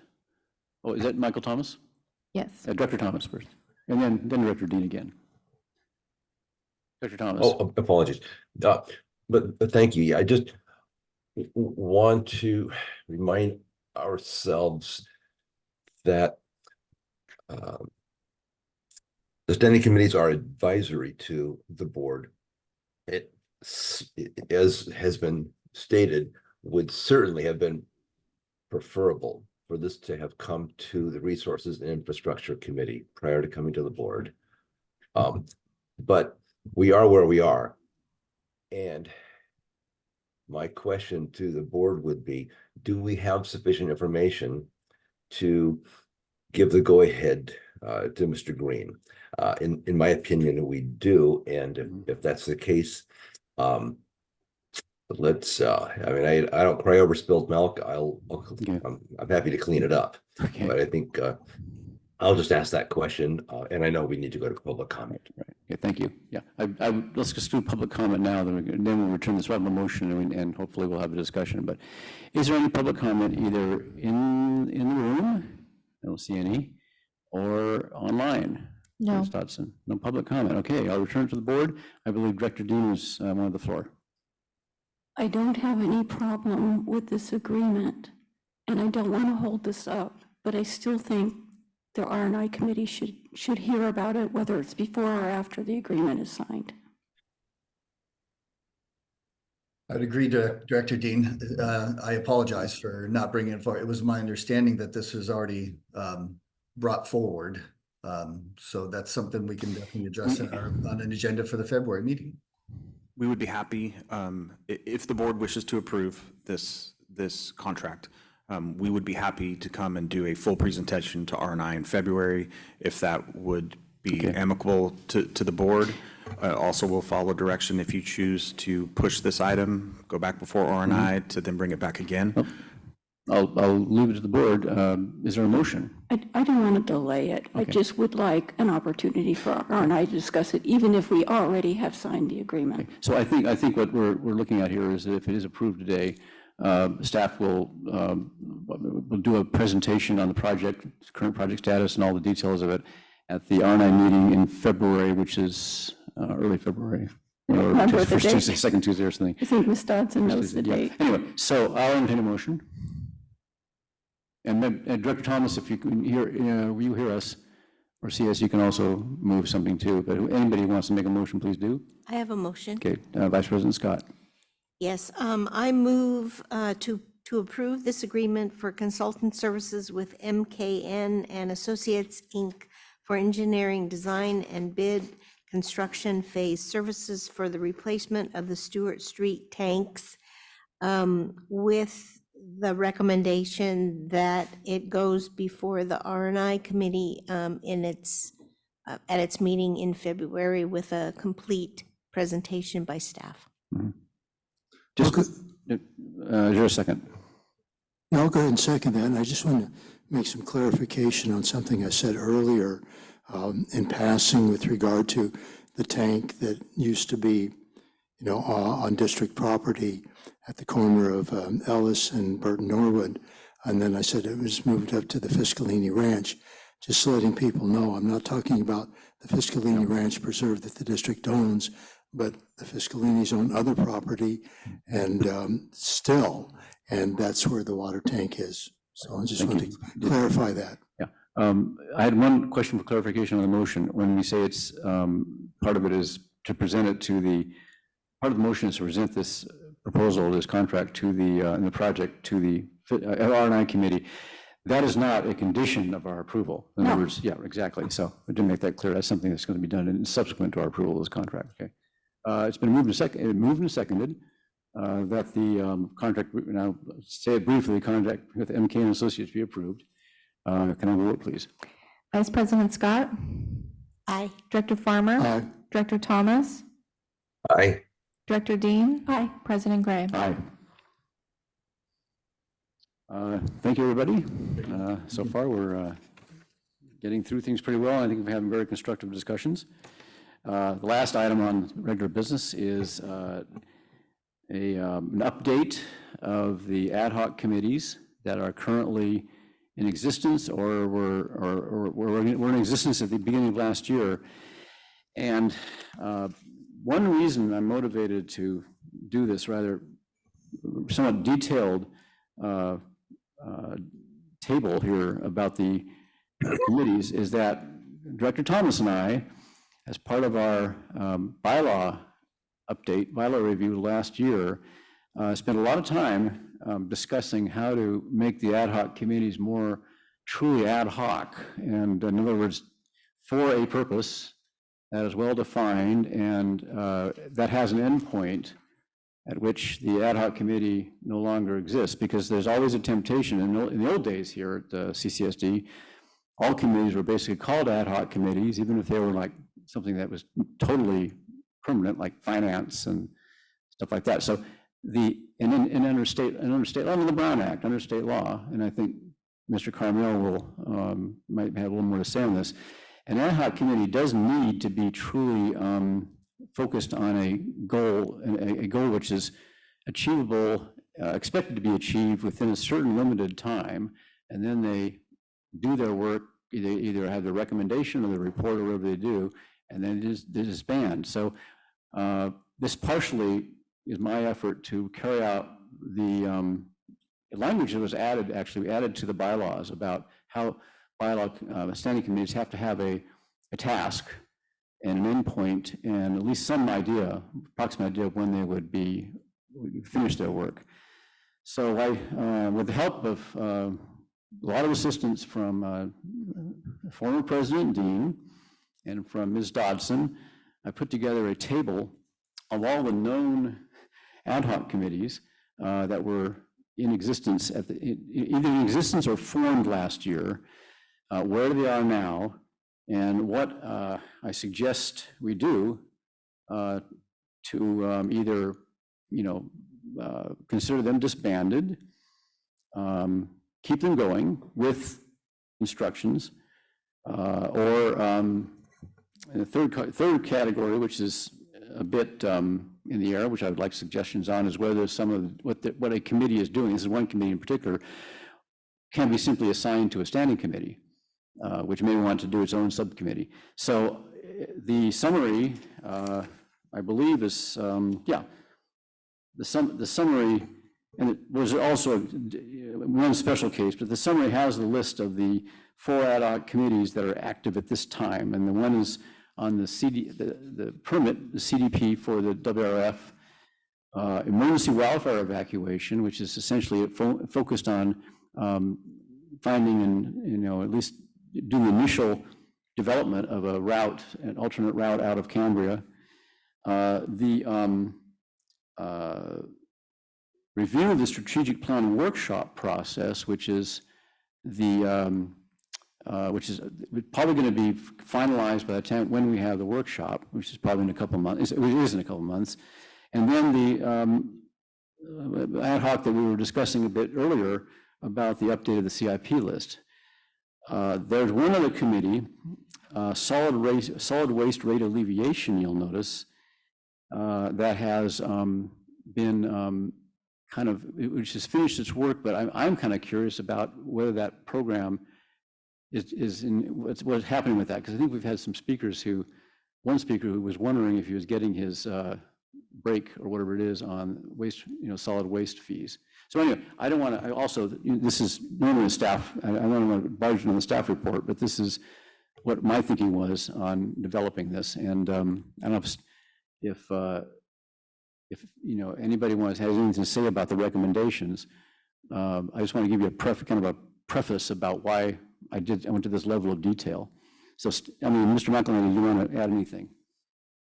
No, I thought it was a good approach, and it gives us some clarity, especially, again, we have some new staff that, Right.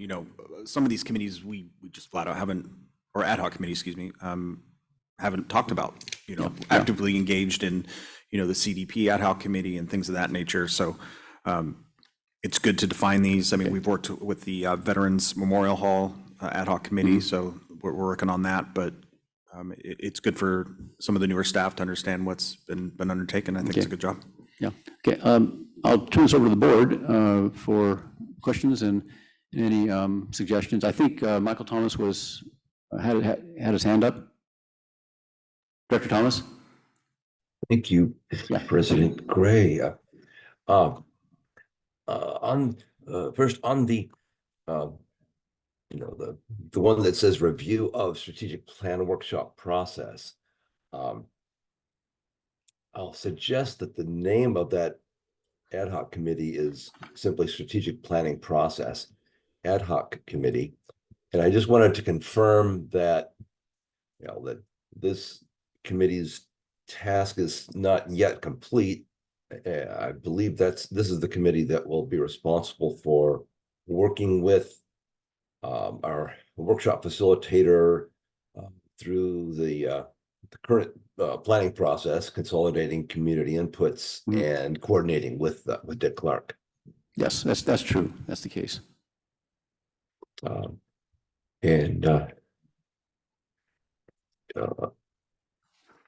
Then I have other questions about the skate park ad hoc committee, but I'd like to come back to that. Okay. I suspect we may have, but let's just come back to that. Okay, good. Any other questions from the board? Director Dean. Okay, you had a question about the solid waste rate Yes, alleviation. Okay, so we did have a member of the public that was concerned that he wasn't getting the discount that he was supposed to be getting.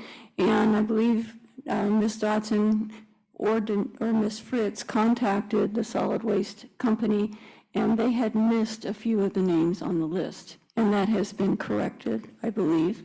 So I think our job is done on that one, and that was you and I on that. Right, that's good to hear. That's good to hear. So we can put that in the column, firmly in the column of disbanded. Disbanded is somewhat of a harsh word, but it means the committee has done its work. Okay, and then on the skate park committee. Yes. Okay, I did a lot of research on this. I went all the way back to 2021 when the skate park was offered the $178,000, and there's a lot of stuff missing from the minutes, so I had to watch all of those meetings. So in watching those meetings, the formation of the skate park ad hoc committee was brought up at the December 16th, 2021 board meeting during ad hoc committee review and updates. And since this ad hoc committee had not been formed yet and was not in the list of the current ad hocs, President Howell and Vice President Dean were putting it on the next agenda. However, following that board meeting in December of 2021, a conference call was held with Julie Amadeus Skate Cambria, the board president Don Howell, and myself regarding concerns relating to moving the skate park project forward and the coordination between Skate Cambria, the CCSD, as well as the funding. President Howell decided during that conference call to exert his executive privilege as board president to form an ad hoc committee consisting of myself and Director Farmer right then during the conference call. President Howell announced the formation of that ad hoc committee during his president's report at the January 13th, 2022 board meeting. That was not reflected in the minutes. I got that from watching the meeting.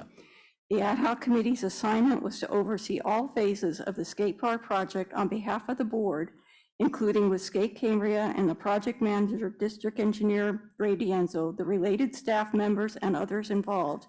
This included design development, the permitting process through the county, agency requirements, and possible variances, all the way to the bidding and construction phase. At the January 13th, 2022 meeting, another task was assigned to us to work with District Council, Skate Cambria, and the Cambria Community Council to work out a memorandum of understanding on the funding of this project, how Skate Cambria funds would be transferred to the CCSD, the required funding for maintenance and operations, as well as clarifying the phases of the project and at what point it would pause to verify the full funds available for the project costs before proceeding with bidding and construction. The MOU report and draft was brought back to the board for discussion and approval at the February 10th meeting.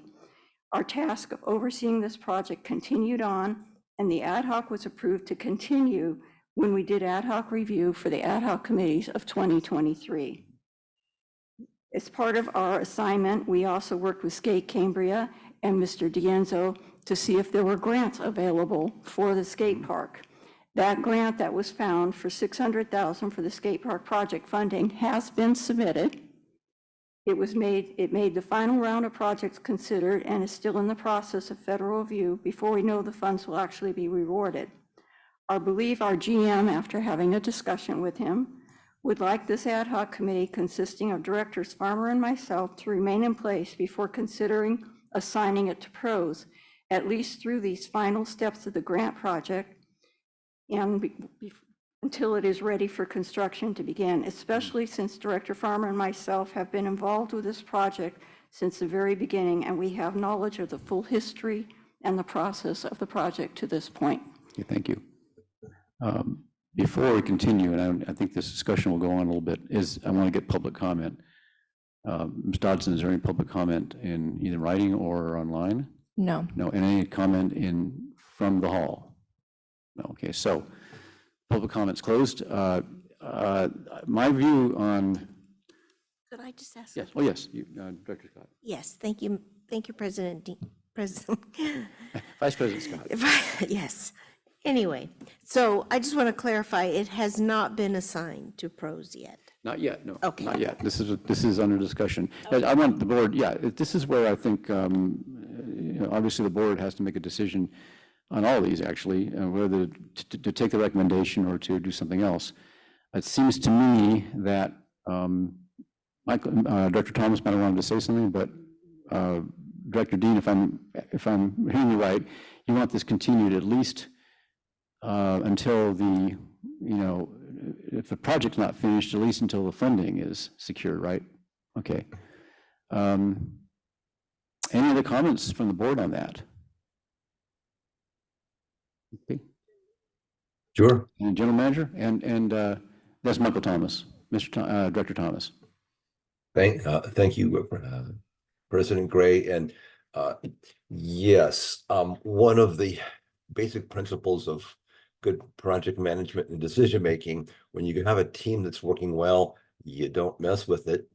The skate park ad hoc committee is current. I see no reason to disband it. I think the task is Director Dean is clarifying, is to follow the skate park project through to completion. I see no conflict with the pros committee. Ms. Amadei is exemplary in keeping the ad hoc committee the pros committee as well as the board appraised of progress. So it takes a village. I'm happy to have the help, and I fully support that ad hoc committee continuing. Thank you. If I had to sum up. Should we make sure Director Farmer wants to Yes. continue? Does he want to continue? Of course, you can always let have somebody else do it, but if you want to stay on. Are you asking me? Yes, Dr. Farmer. Well, yeah, absolutely. Okay, good. Okay. So it sounds like we have a pretty much consensus on.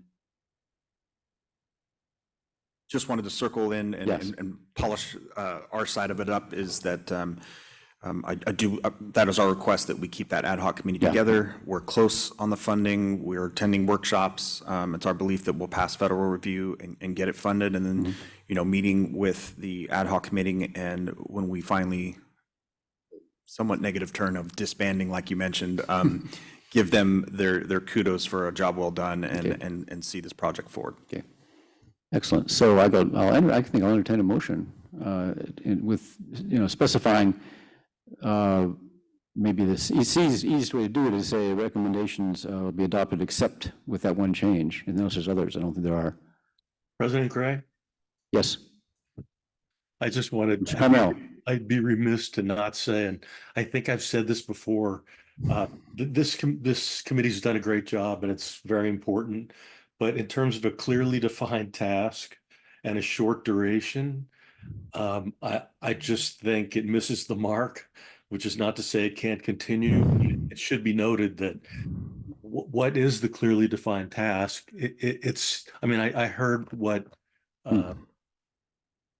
was said in the record, but that's a giant task. That's a task that takes years. And so I don't really think it meets the mark of the Brown Act with regard to an ad hoc committee. And I think it would help to try to hem in the task itself. I know in your chart, the task is undefined. I think that has to change. Thank you. Does anyone Yeah, have Mike. excuse me, Mr. McElhenney, did you? Yeah. Some things come to mind, and let me know if I'm missing the mark, but perhaps getting the project to the RFP process. So once we have it funded and we send it out to the RFP process, is that too vague of a task? No, I was going to suggest something similar. Really, you're talking about the permitting phase prior to the construction phase, and I think that makes perfect sense. I mean, you could continue going down this pathway, but there are some risks associated with it, and that's all I wanted to say. But I do think that at this point, you're really looking more at permitting and funding phases, and the bigger phase when it's actually going to be constructed. I'm not sure where the committee would fit in that portion of the project because it's pretty rote from a staff perspective. Mm-hmm.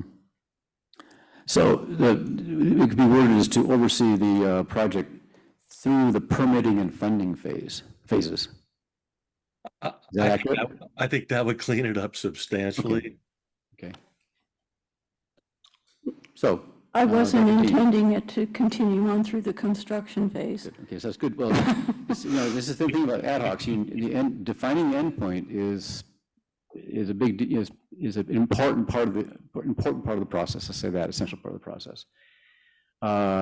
If there are no further questions or comments, I'll entertain a motion. So there was more than one change besides this one? Yeah, please We remind me here. We also clarified that solid waste rate alleviation ad hoc was disbanded or could be disbanded. So you can simply say disbanded, period, and pending confirmation of rate plan implementation could simply be eliminated. Yeah. Yeah, okay. Any other changes that we are discussing? Okay. I see Director Thomas on there. I saw Director Thomas appear. That was just me coughing. Okay. Just cough if you want to be recognized. Your sound activated. Okay, I'll entertain a motion. I'm trying to figure out how to word this. Just a second. So we had I move that we accept the current status of the ad hoc committee with the two changes that we made. Yeah, that's specifically the skate park committee. Is that the only thing we're approving? Or just the committee, in other words, the committee recommendations, just two changes. Yeah, go ahead. I'm sorry. Okay. I move that we approve the recommendations of the two committees, the skate park committee continuing on until construction and the solid waste rate alleviation having been disbanded. Is that okay? Do I have a second? Okay, Oh, Vice President Scott can do so. no. Vice President Scott seconds. Yeah, so I just want to clarify, is basically the approving this recommendation, the recommendations with two exceptions. One is that the task of the skate park is defined as overseeing the skate park project through up to the construction phase, is a way to put it, and to classify the solid Solid Waste Rate Alleviation Ad hoc Committee as disbanded with no further comment. I will add, I don't know if we want to, this is just a clerical thing, but Director Thomas also on the strategic plan workshop said the review of was, needed to be removed for clarity. I don't know if we want to just do that as a addition to the motion? Probably should. Yeah, okay, well, if it's, does the maker of the motion want to simply affirm that? Okay, so I also would like to add the change to the strategic plan ad hoc committee, the review of strategic plan workshop process, review be removed. And that completion date should be the workshop itself, which would be March 4th, 2024. Okay, yeah. Unless Yeah, Director it's Thomas. currently active. It's currently Yeah, active. it's currently active. Yeah, currently, this is enough, sufficient. Okay. If that's all clear, and the seconder is fine with that, okay. Yeah, Dr. Thomas? Yeah, okay. yeah. My comment on that was that simply that would be sentence. The title of that ad hoc committee would simply be the strategic planning workshop process. Right. Okay. Ad hoc committee. Yeah, options for facilitator. Okay. Good. Got Thank that. you. Thank you. I think we have everything lined up. There's 3 changes, and the motion's been moved and seconded. I'll have a vote. Director Dean. Aye. Vice President Scott. Aye. Director Thomas. Aye. Director Farmer. Aye. President Gray. Aye. Did I make that too confusing? Not at all. I'm sure you've got it. You're amazing. Not from Ms. Dodson, no. Nope. Let's move on to the reports from the committees and liaisons. What I'll do with these are all the reports are in writing. First of all, does anybody have any, on the board, have any questions about any of the reports? And then I'll I'll take these all in a group, and then I'll ask for public comment on the reports as a group, any number of them. So let's start with, we're talking about Finance Committee, Policy Committee, Pros Committee, Resources and Infrastructure Committee, and other liaison reports. Other liaison and ad hoc committee reports. Any board questions for on any of these? Yeah, Dr. Dean. I have a question on the pros ad hoc report when they talk about locations for 3 gazebos in the East Ranch Community Park. Was this just a presentation, or is the pros committee actually discussing going ahead with gazebos in the park? Director Thomas. Yeah, thank you, President Gray and Director Dean. That was simply a reflection that Mrs. Shelley Becker handed us a copy for consideration by the ad hoc committee, showing in an ideal world, this is what they would like to see. So that was viewed as an input, and we thanked her for that. Okay. Thank you. Thank you. Any other questions? Do we have any public comment in the hall, or online, or by Zoom, or in writing? No. No. Okay. Thank you. Well, thank you, everybody, for the. Director Farmer. Thank you, President Dean. I feel a little bit awkward in bringing up a couple of items here. I should have contacted the directors involved and asked them beforehand, as opposed to bringing it up right here at the meeting.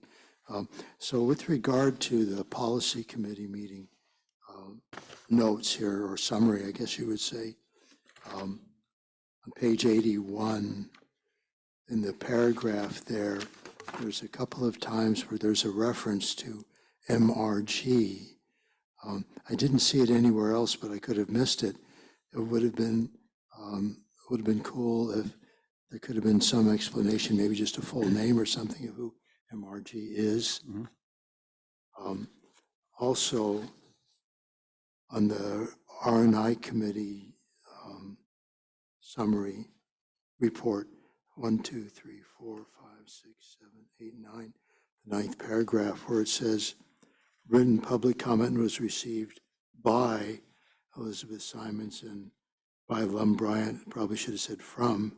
I mean, I know it's just kind of a semantics, but that seemed to make sense.